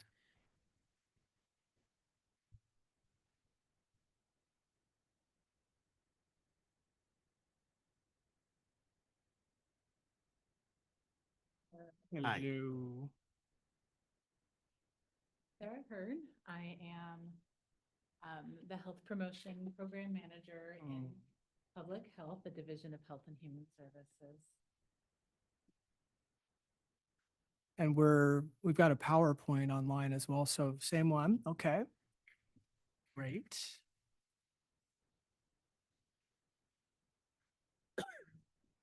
To help me out.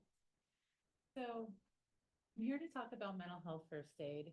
And I wanted to start with thanking Lincoln County for the administration. We do surveys throughout our time of employment, and sometimes we wonder what happens to those surveys and what comes of them. And the county's done something amazing and wonderful that we appreciate, that they heard what the staff have asked for, what kind of trainings they need, what kind of skills they need. And the county has invested in our staff. We did de-escalation training this summer, and now we're doing mental health first aid. And this is a big lift. This is a full day of training. It's a full investment in our staff because it's 7.5 hours of continuing education credits for anybody who has licensing that they can use those continuing education. So this is a really great opportunity that we have. We've scheduled 9 trainings from September 13th, and then our last one will be November 21st. So today is our 4th class. We have 50 people in class today. So I spent the first couple of hours of this morning teaching. Then I'm coming here, and then I will go back and teach some more this afternoon. So we made it through 4. Yeah, well, we're at 3.5. 3.5 as of right now. Okay. Yeah, so we do have 5 classes remaining. Okay. We have 99 open seats. So we definitely have some staff who have yet to sign up, but there's still plenty of opportunity. And this means that by the end of today, we've trained and certified 171 of our Lincoln County staff members as mental health first aiders. And this is a good thing for our community. The more people we train, the more lives that we can save, the more response we can give to the people that we serve here. To be able to accommodate this, it really has taken some good collaboration just between the departments and organizing and feeding people. And we also were able to partner with Oregon State University Coastal Forest team, who helped us by they had some grant funding they needed to use. So the timing was great. They purchased our training materials. There's a manual and a participant processing guide that all participants get to leave with and use throughout the training, but also to reference back afterwards. They've also provided us with 9 instructors to come help train. We have 2 mental health instructors, myself and Victoria Karabanova here in Lincoln County. So they've provided us trainers to come out and make some of the classes smaller so that we can get through these. So I just wanted a quick overview on kind of where we're at with that, if we want to. So the content of the presentation is I'm going to talk a little bit about what is mental health first aid, what does it cover? There's an action plan, what is that?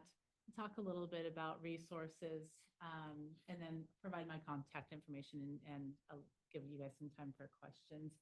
The mental health first aid was adopted from from Australia. Australia implemented mental health first aid back in 2000. And somewhere around 2011, it was adapted for United States. And then they've added on more trainings that are more targeted for specific audiences like teen mental health first aid, targeted for veterans and different populations. What we're teaching is simply adult mental health first aid. This is the full day of training. And it really is a long day, you guys. It's 10 seconds. Thank you. We've got some head nods. Some folks in the room have been through the training. There's 10 learning segments. It is interactive. It builds on itself. For adult learners, we need repetition to remember and kind of set in some of the things that we're learning. So a lot of the information does repeat itself and build on itself so that by the afternoon, we're really talking about crisis situations and how can we respond? How do we connect people with those services? We also talk about self-care and the importance. I'm going to talk a little bit about self-care today as well. So we start the day with creating a self-care plan. Very end of the day, we revisit that so that we can cap that off to send folks back out and say, remember to care for yourself. And of course, they receive the manual and the processing guide to take with them, like I already said. So let's talk a little bit. I'm not excited. I might be talking too fast. We'll see. So You're if I doing need to great. slow down, let me know. So what is mental health first aid? You know, a lot of us, if not all of us, potentially in this room have taken CPR. We've learned how to respond to a physical emergency. We can recognize those signs and symptoms. We know to call for help. Some of us know how to do chest compressions and put people in a recovery position, but what if it's not a physical ailment? How do we respond? So mental health first aid teaches us how to identify and understand and respond to those signs and symptoms for mental health, for substance use challenges among adults. Mental health challenge is an umbrella term that encompasses something a little bit, those initial warning signs, those symptoms that, you know, somebody's having a bad day, but it's not just a bad day and it's developing into something else. Mental health challenges encompasses worsening signs and symptoms when the duration is longer. It also encompasses when somebody has a mental health diagnosis, as well as when somebody's in grace. So in the training, we learn about how we use a broad term because we are not going to diagnose anybody. Our staff, you know, we have staff that diagnose, right? They have very long education and credentialing that goes behind that. But just like when we do CPR, we're not going to come out of a CPR class and do that. So that's not what we're looking for. But, oh, it turned off. Oh, thank you. So the umbrella term really just gives us language that doesn't make us feel like we have to be an expert. We didn't go to school for 4, 6, 8 years around mental health, but we all have a similar understanding amongst Lincoln County staff that we can talk to each other and we can understand some of these things together. And then why? Why do we do mental health first aid? So this is a national training. Ideally, because it's a fidelity training, if you take this class in Oregon or you take it in New York or you take it in South Carolina, it's going to be the same material. So mental health first aid gives us some national statistics. The back of the manual has over 300 cited sources. So we have a lot of information to share. And if somebody's really interested after they take the class, they can start reading studies in their spare time. But on average, 130 people in the United States die every year by suicide. Over the course of 10 years, from 1999 to 2019, 841,000 people died from drug overdoses. Now, mind you, that's 2019. We know the numbers are different. Here in Lincoln County alone in 2022, we had 1,300, no, in Oregon, not Lincoln County. Whew. In Oregon, we had 1,363 deaths in 2022. So we know overdose it's a huge concern. We've come and talked to you guys from public health about the the fentanyl crisis, and we're going to keep talking about those things. But it also applies with understanding those signs and symptoms through mental health first aid. Nearly 1 in 5 people in the United States live with a mental health illness. 22.7% of people in non-metro or rural communities experience mental health condition. We know that there's a shortage of professionals. Especially in rural areas, just like there's a shortage of healthcare providers. So the more people we have trained to learn, to understand, recognize the early interventions, we can reduce the need for those to have to later on seek the additional services when we know that there's a shortage. We have full caseloads, and we have more need than we have providers for. And in the United States, 1.8 million people live in rural areas, report having serious thoughts of suicide in the previous year. On the next slide, we'll take a look at it. Just a few numbers I was able to pull off of Oregon Health Authority website to look at Oregon, since the mental health first aid is looking at the national numbers.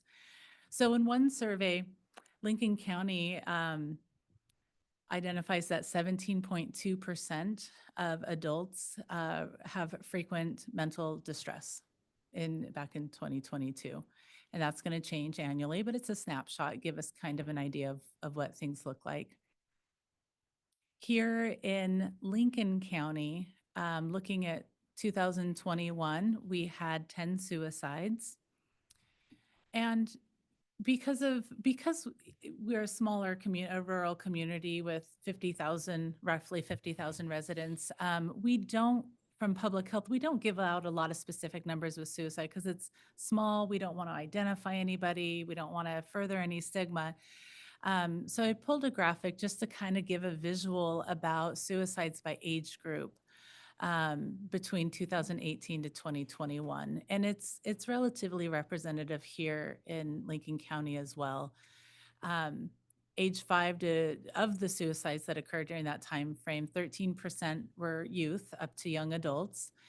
32% was age 25 to 44. The greatest percentage, well, also 32% was for age 45 to 64. And then our aging adults was 23% of the deaths represented are age 65 and above. So it's really kind of an honor to come in after National Suicide Awareness Month in September and be able to bring some tools to our staff members to be able to support our community around this. Okay. All right. With the next slide, I'll share what mental health first aid. So some of you guys some folks in the room have taken the training. So we talk about common signs and symptoms for mental health challenges. We talk about common signs and symptoms for substance use challenges, how to interact with a person in crisis. And there's many kinds of crisis. We often think of suicide, but crisis may also be a panic disorder, like a panic attack or a psychotic state. So a lot different crises and how to interact with somebody, how to contact a person to help get them help. And then there's some expanded content during the day around substance use and self-care with the importance of that. The skills learned in mental health first aid are really going to assist somebody who's showing those early signs and symptoms. We know the earlier we can intervene, the greater that health outcome for an individual.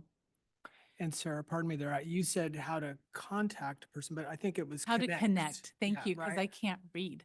Okay. Yes, how to connect a person with help. Huge, Yes. right? Yeah. That Thank you. fine distinction. Okay. Yeah. Without help, we know that a mental health challenge can disrupt a person's ability to work, have satisfying relationships, interfere with daily activities of living. It can lead to greater crisis. So we want to be able to recognize and know how to respond. the Kaiser Family Foundation did a poll conducted in 2022 and found that 75% of US adults did not feel comfortable or only felt somewhat comfortable discussing mental health with loved ones.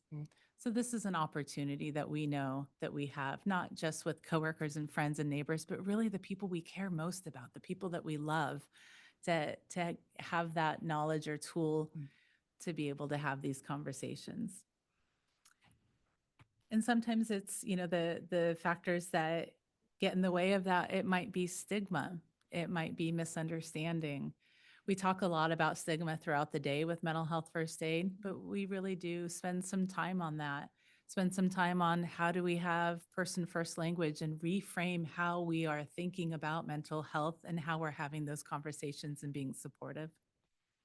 And sometimes people just don't know what to say. They don't know how to approach.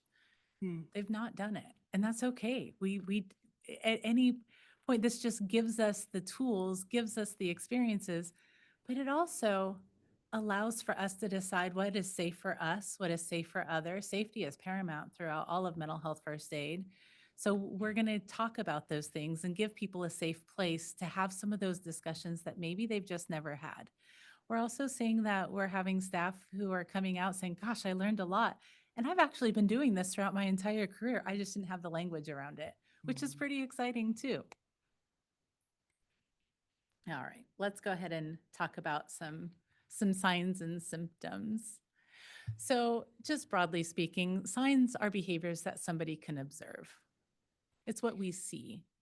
So we might observe that there's changes in somebody. How are they appearing? Are they showing up at work disheveled? Maybe their hygiene has changed. Like we can see that. Symptoms is what people experience internally. So we might observe a symptom by how they've changed about what they're talking about. Are they, is somebody overly fatigued and they're sharing that with us and they never have been? Are they self-critical when they never were before and really down on themselves? You know, what are those things that the thoughts that people are having often is what they're sharing and talking about. So those are symptoms that we're observing. And throughout the training, we're learning how to observe those changes, what somebody looks like, how they're behaving, what their thoughts and their feelings are, what they're expressing. And it's those odd, erratic behaviors. Look, we'll at some point in our life, we have a bad day and we'll observe a bad day. And then you see me the next day and, well, I'm back to my normal self, kind of at baseline. But over time, when the symptoms are getting worse, when the frequency, I'm having more symptoms that you're observing, it's just lasting longer. I'm not snapping out of it. It's impacting my relationships, my ability to do my job. Those are the kinds of things that we're looking at. And I think I used the joke in one of the trainings, you know, I'm not a runner, but if I have some odd behavior and all of a sudden I'm signing up for a bunch of marathons, please come check on me. What's going on? You're not prepared for that. But we can do the same thing with the people that we work with the people that we're neighbors with our family members, and just getting an idea of where they're at, because it might not be that they need professional help. Maybe they need some self-care. We'll talk about some resources. They may need some professional care, but really just having that understanding of what does it look like when it's turning into a crisis? When are we at a crisis? And when is somebody just needing some early intervention or help? And that can come in a lot of forms. Then next, we'll talk a little bit about crisis. You know, crisis is simply a time of intense difficulty, trouble, danger, or distress. Mental health first aid is going to teach us how to help a person stay safe right now. We may not have somebody immediately with us or immediate help. So one of the first things is assessing our own safety, assessing theirs.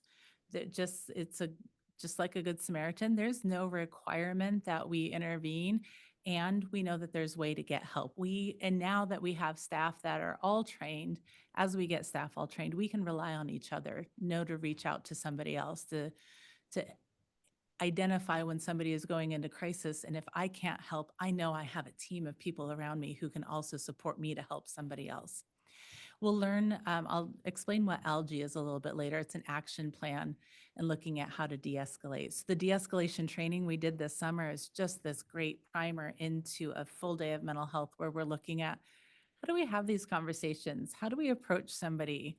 How are we able to utilize our skills and our tools to help calm a situation down for safety? We also talk about things that can become a crisis situation. It might be after a traumatic event. We know after in a traumatic event could be an accident. It could be our wildfire. It could be a lot of different things that some people go into crises. Somebody might have non-suicidal self-injury, and that could become a crisis. That could become a medical crisis. Somebody could have aggressive behaviors that turn into a crisis. Somebody could have thoughts of suicide that then turn into a crisis. So being able to identify these things and know how to connect people with the right supports. And when we are responding to a crisis, we want to keep ourselves safe. We want to use those de-escalation strategies. What are the person's immediate needs? What do they need right now? How do we contact? Who do we contact for professional help? And we're always going to address the medical emergency first. So there could be two things going on, and we're going to first make sure we're taking care of the medical. And when I think about suicide prevention, we need to train hundreds of people to save one life, and we need to train thousands of people to save hundreds, and so on. So this is what we're starting here in our community by having Lincoln County staff trained. We may never, knock on something wood, I don't know. I've never had to give chest compressions, right? I've taken CPR my entire life, every couple of years. I've never had to do it, but I'm prepared and I'm practiced. And with mental health aid, we can do the same thing. We may never have to experience somebody in crisis, but we certainly have staff that do.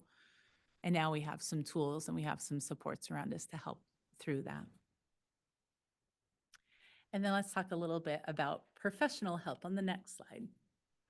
So again, because we're not going to treat somebody, we're not going to diagnose somebody, we really are going to serve as that vital link between an individual and the help that they need. So if we're looking at what kind of professional help is available, we have medical doctors, we have advanced practitioners, which, you know, that might be like a license, an LPN, a licensed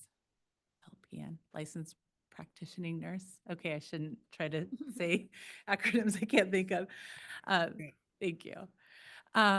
Psychologists, access to psychologists, social workers, counselors and therapists. We have our behavioral health, but we also have incredible community partners and private providers. So while we know there's a greater need, we do have these available. Not everybody in the world has professional help available, but we're very fortunate to have that here in our community.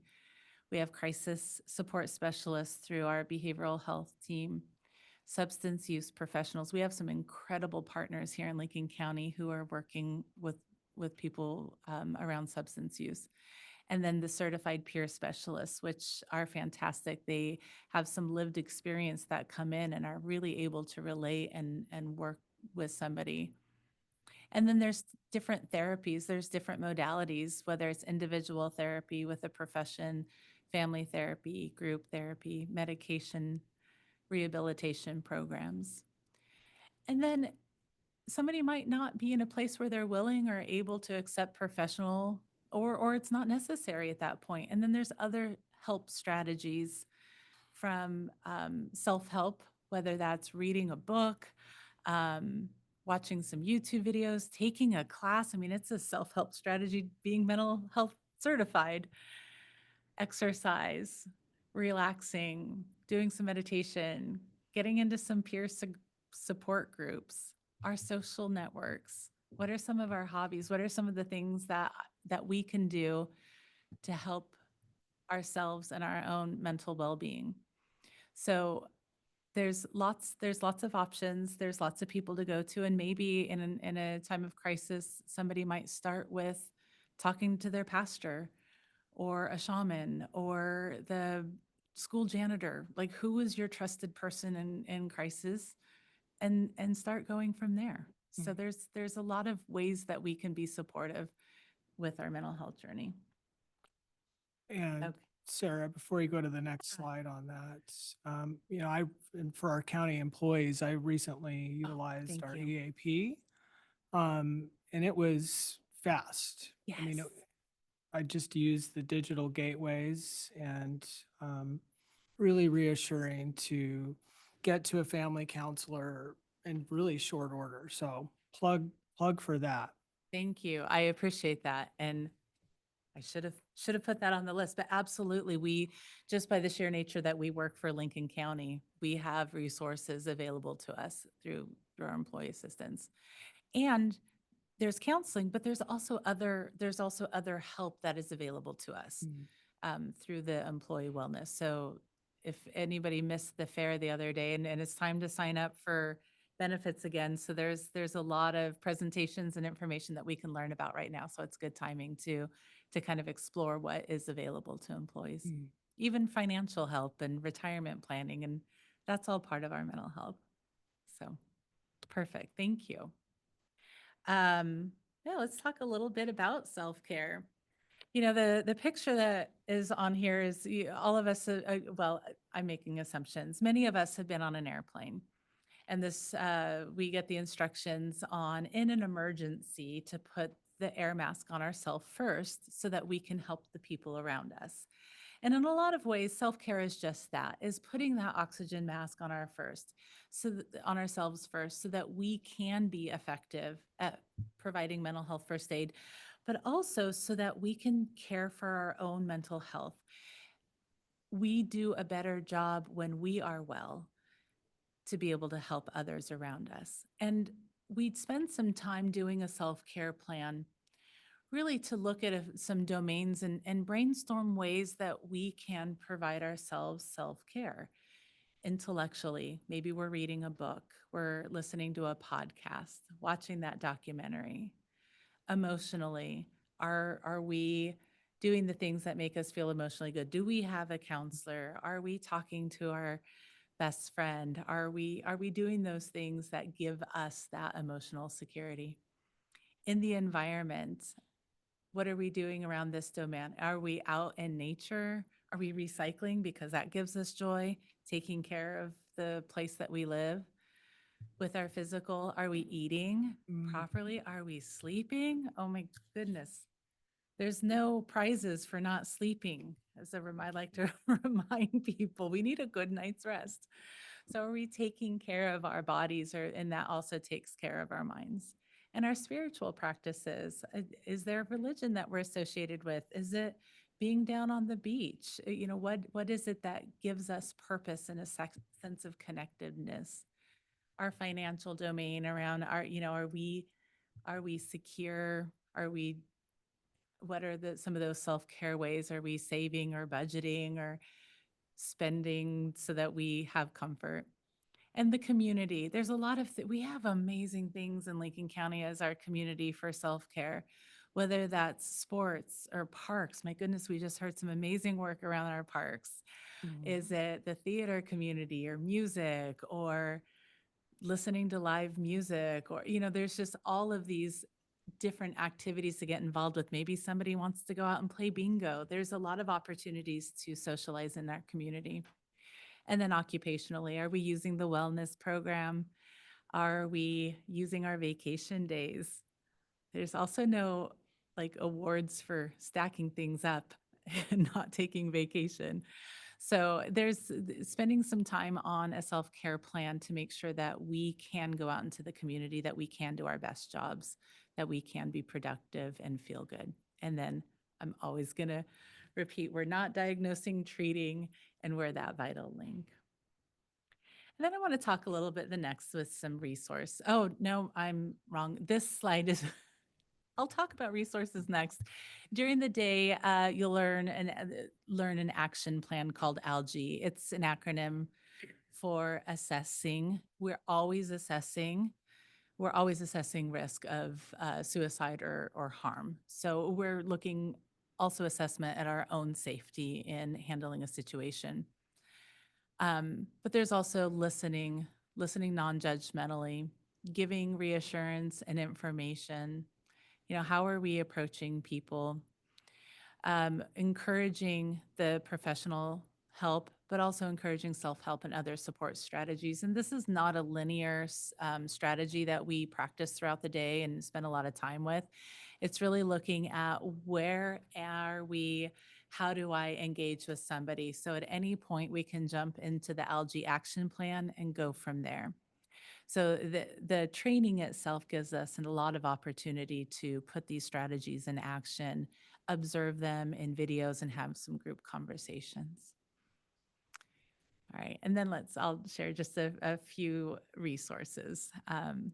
So the first, of course, when we're thinking about crisis, here in our county, we have a 24/7 mental health crisis counseling team with behavioral health. We do have the toll-free number to go direct to them.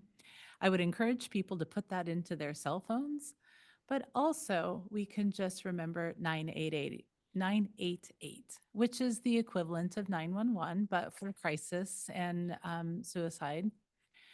We don't have to be in crisis ourselves to use 988. If I am concerned about somebody and it's not me, I can call and ask for advice and talk to somebody as well if we're questioning how do we help somebody? What are the resources? What are the next steps? I'm at a loss. So it is 24/7. It is free. There are licensed clinical social workers on hand for conversation. They have, if you press 1, you can get directly to the Veterans Crisis Line from 988. They also, if somebody needs an ASL, they have a video phone that you can text and chat by video and talk to a clinical social worker. But you can also call and then you can chat online. So there's no wrong way to reach out for help. And they have contact to each of in all of Oregon, they have contact to each crisis team. So if it is necessary to get a crisis team out to you, then they can reach out from 988. So Sarah, on this crisis, right? I mean, I feel like I might think that however I'm feeling, or I think someone else is feeling, crisis feels like a pretty heavy word, right? With maybe a high threshold. Is there a practical interpretation for that in terms of those who wouldn't use this number that could, or can you unpack that a little bit? Yeah. So if somebody is questioning, how they're doing, or they need to talk with somebody and they need to talk with somebody now, Yeah. they can call. Okay. We get to interpret what crisis is for ourselves. Of course, what we've defined it as is that intense period of time. Yeah. So if somebody is, and even if they're not feeling the intense period of time, but they're just having these thoughts that they're perseverating on, and their own signs or symptoms are getting worse, or maybe we're observing signs and symptoms getting worse and somebody else isn't, like, no, I'm fine, but you're observing things are changing, you might call, say, I'm really concerned about this person and I'm just not sure what to do next. I've taken this training, there's this resource, and I just need to talk to somebody about it. And then that they can walk through what some of the next best steps would be. Okay. Yeah. Thank you. Thanks. And then on the next resource guide, I included this, our partners with Oregon State University, the Coast to Forest team. They have done this huge project and pulled together mental health and substance use treatment resources for all 36 counties. So I brought some English versions for Lincoln County. They have one in Spanish, so there's QR codes up here. So if somebody watches this later, they can put their phone up and access the resource guide.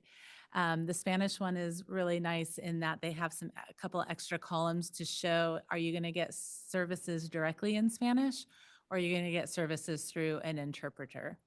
So as people are trying to figure out what's going to work best for them, or just to have that expectation so they can prepare for how they're working with one of our service providers. And then again, if we're working outside of Lincoln County, regionally, or maybe we have a friend that lives out in, I don't know, Lake County. I have no idea. I'm just making it up. Like we can go to that resource guide and get some specific, but there's also the national lines, and 988 might be the easiest, but we might want to give a specific resource to somebody. Okay. And then I think the last is just for questions. So I may have just spoke fast. Hopefully I gave some helpful information, and I would be very happy for any questions or clarifications or about how the training is or what to expect. Commissioner Hall? I'll just say, I appreciate the presentation. I hope we've alerted some more people to this very important training. In fact, I did take it several years ago, so I'm signed up to do it again. Oh, good. Okay. Thank you. Yeah, and I I have taken it several years ago as well, but I'm again signed up like Commissioner Hall to take it again. So some of these might be like spoiler alerts that I would learn in training, but a couple of questions. One is you had mentioned that this is an adult mental health first aid model. Is there a youth mental health first aid model that's been developed? There is for teens. And it has been trained in Lincoln County in the past. If anybody is interested in having a training for teen mental health first aid, I can reach out to the state and find a trainer Yeah, that I'd could come out and do like that. to have that in Yeah. our community. I've not ever seen it here, so Yeah. that would be great. Yeah. There certainly are some considerations for teens, right? Through the developing brain, and sometimes we don't know if they're just being impulsive or are they being a teenager. Yeah. Right. So recognizing those things is important. Yep, absolutely. And again, this might be covered in the training, but how does like neurodiversity play into recognizing signs? This kind of came up at our de-escalation training that some of the things we were taught in that training was like may not be the same with a neurodiverse person, right? And that training, they were talking about someone, pacing or scribbling or doing something might be a sign they're getting escalated, but in a more neurodiverse person, that might be stimming, which is a perfectly like normal behavior for someone with neurodiversity to be doing, and is actually how they manage stress. Right. So what's kind of the neurodiversity components in mental health first aid? That's a really good question. And I don't know that we go specifically into neurodiversity as much as we're looking at we do spend some time on some of the common diagnoses because there's some common symptoms and ways to respond. And I think when we are talking about even language that we're using or the cultural view that we're reviewing mental health first aid through, is understanding and being curious and reducing those stigma and using those person first languages and understanding that we're not going to force a discussion or force somebody through something, but we're going to be that non-judgmental listener, that when we're observing what we might see as signs and symptoms, understanding that those signs and symptoms may be something else. So if we, for example, observe a panic attack, that may be sweating brow, pacing, separating, like there's physical symptoms that we may see or signs that we see or symptoms that we hear, but that also could be a heart attack, right? Like that. Yeah, good point. Yeah. Some things look very similar. So part of it is how do we approach somebody? Do we know them? Like kind of even going through a chart, like, do we know them? Are we approaching us for the first time? What is our approach? How are we asking them some questions and then taking their lead on what it is that they need? And then really looking at when it's a crisis, like is this a medical emergency? So being able to delineate those things, because we know that it may be something physical and not something mental, but recognizing how to address that. Thanks. The last question I had was back to one of your very early slides. It's kind of the age demographics of people. And I feel like when I was younger, maybe that demographic was lower. Like it was more, teenagers and really young adults that had the higher rate. And it seems like that age demographic has kind of shifted to a higher age. In fact, I kind of was getting paranoid because it feels like it's following my generation up as I get older. And so I was just kind of curious if that was true. I mean, has that age with time shifted? That's a good question. I actually don't know the answer to that question without taking a look at some studies, and I'm sure I could find some information and come back to you on that. We know throughout adult development and throughout experiences for cohorts, certainly there can be peaks in some age groups, and then it can shift. So it's an interesting question that you pose, and something to be aware of. We know that some populations are just at greater risk, just demographically. People who are LGBTQIA2S plus are at higher risk of suicide. People living in poverty are at higher risk. Alaskan natives and Native Americans are at higher risk. Our veteran populations are at higher risk. So we know intellectual and developmental disabilities are also at higher risk of suicide. So we know that there's some demographics, but as far as following the age in the cohort, that is a really interesting question, something to look at. Yeah, and the last Yeah. thing I was going to say is we just developed, our office did a little crisis line card that we gave out. got some. There, okay, I was going to go run and get Well, some. I have some in my bag, Great, actually. okay, Yeah. thank you. And we're handing them out at the training. Wonderful. So Okay, we do have thank you, these Sarah. available. Oh, there we go, okay. Thank you. Thank you very much Um, for creating these. These are great.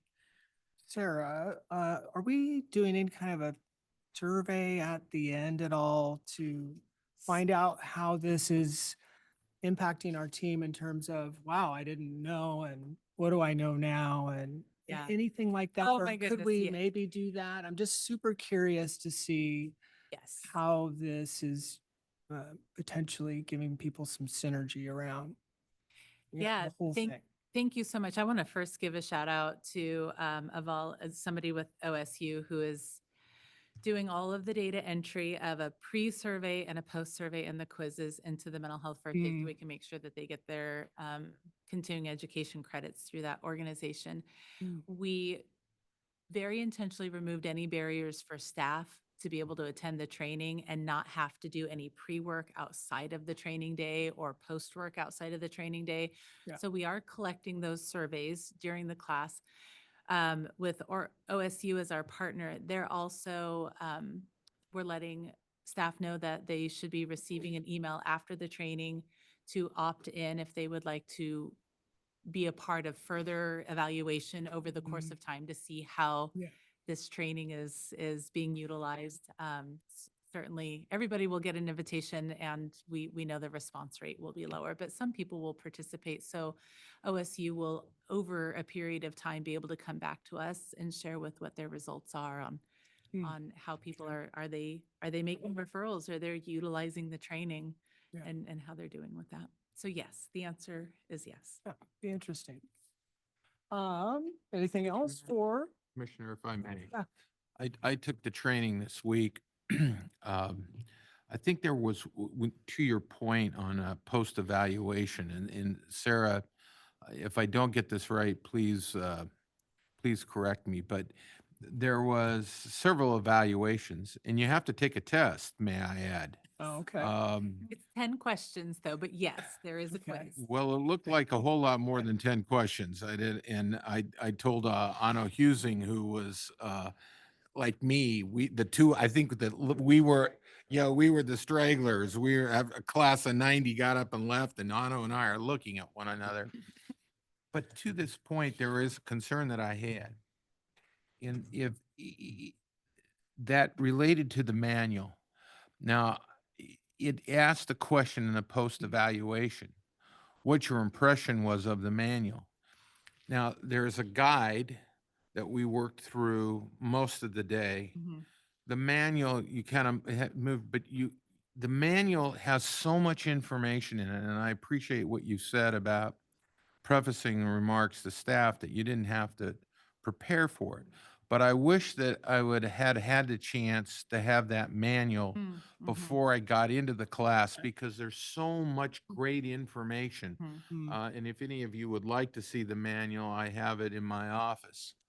And everybody gets the manual, but you really don't get the full breadth of what you've just gone through until you understand what's in that manual. And when you then do get a chance to focus your attention on that, then things that were presented during the course of the day then come back to you. And if I think if we had had the chance to have a precursor to looking at that manual before we walked into the training, then we could the proverbial light bulb would come on for all of us. Yeah. And I think that's the only deficiency that I see so far on this program. And I wrote that separately on my evaluation form. So if you read it, I'm the source. No, that's all right. Well, yeah, so somebody else will be compiling all of the data, and then we'll get some overview of that. But I appreciate that. And that was a consideration when we were trying to determine how to facilitate this for this many staff and make it equitable so that, because we know that not everybody has the time ahead of time. I can just off the top of my head imagine our transit drivers, like when are they not driving and get to spend that time at work? For some of our positions, I would have time to be able to go through and do some online self-study. So there is an option to do a couple of hours of online self-study and then 5 hours of in-person. There's options, of course, even with the in-person, to be able to do some of that pre and post survey outside of the training time.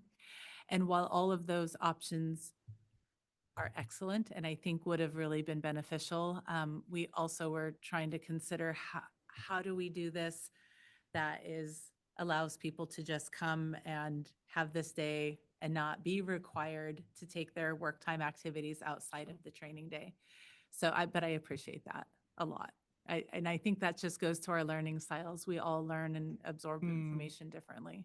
So my compliments to the trainers. I thought they were good. The interactions were good. The video scenarios were good. There is an issue that I've at the end of my career, and I look at it from an organizational perspective, and I just want to share it with all of you, is, and I don't wish this on anybody, but if a coworker passes away for some reason, there really isn't an indication in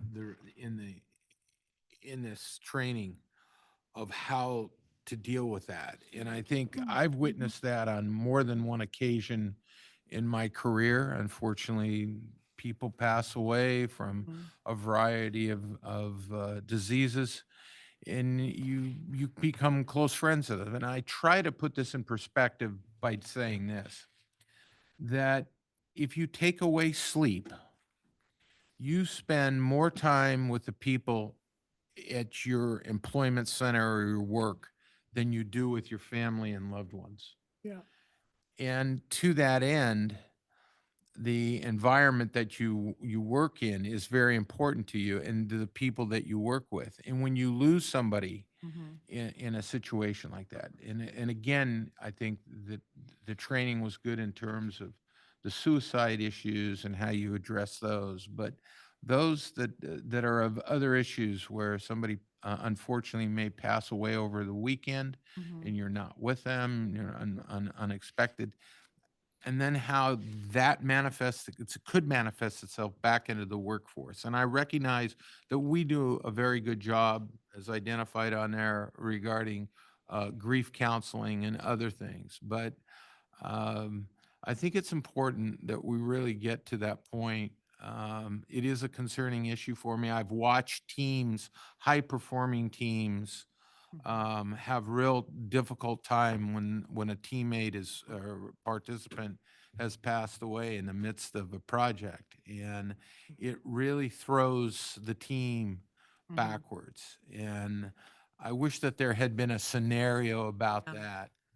Yeah, I hear that. And the sudden loss, Yeah. because while it could be something that is potentially coming, look, we've lost some really valuable community members to traffic accidents. Yes. So you're right, the sudden loss in specific, our response to those things is normal and appropriate. And it is important that with mental health first aid that if we have a team or a coworker or a member of our own family who's just not recovering, right? Because we may experience the same loss, but their reaction to it is very different because their risk factors or their former trauma or the things, just how they process information.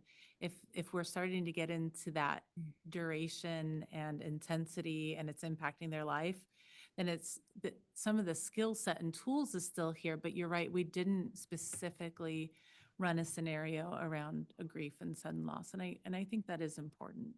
Thank you for sharing that. Yeah, good point. Yeah, good point, Tim. Thank you. Thank you. Well, thank you. And anything else? you. Okay.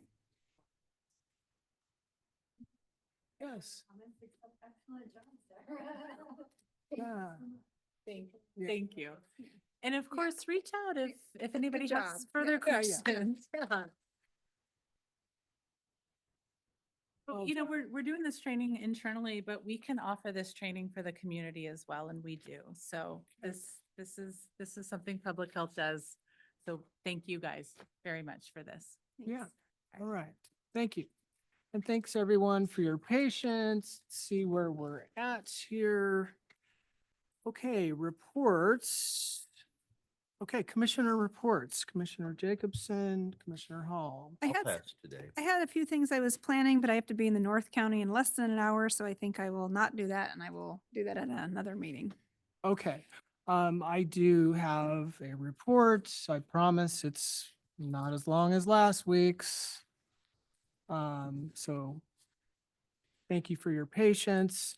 I do want to recap that last week I made a report and just a few things for everyone as I'm sort of navigating myself moving forward, what I feel like was, kind of a heavy drop on everyone.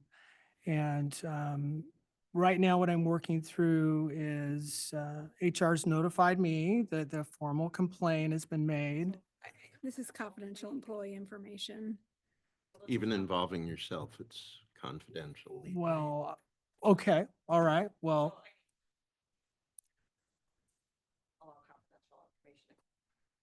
I mean, I think this is something that's happened to me, Kristen, okay? I'm not, Well, Commissioner Miller, your confidential information is confidential. I'm not comfortable discussing that. Yeah, Okay, but well, but also yours. I I'm mean, I not value- talking about any other staff here. I'm just saying that a complaint has been made against me. Yeah, I'm not. I'm Yeah. concerned that discussing this could possibly lead to disclosure of the person who had made the complaint. Yes, I understand that what you're saying. And what I ask is that you understand, during this time, I'm having limited contact with anyone. And as a practical matter, what I have for you is due to the fact that I have no contact with anyone in our office. I need a manner with which to share the work that I'm doing with you. And I'm looking for a practical way that I can provide that information to you. So I'm really do need some sort of guidance or clarity. I haven't talked to anyone in 2 weeks. 2 weeks, okay? No one from my management team. So help me out here, you guys. How am I supposed to do the work that I'm doing, push through some of the issues, the calls I'm getting in regard to organizational management? What are your recommendations on that? So I'm just not supposed to function? what work am I referring to? Kristen, the work of, for example,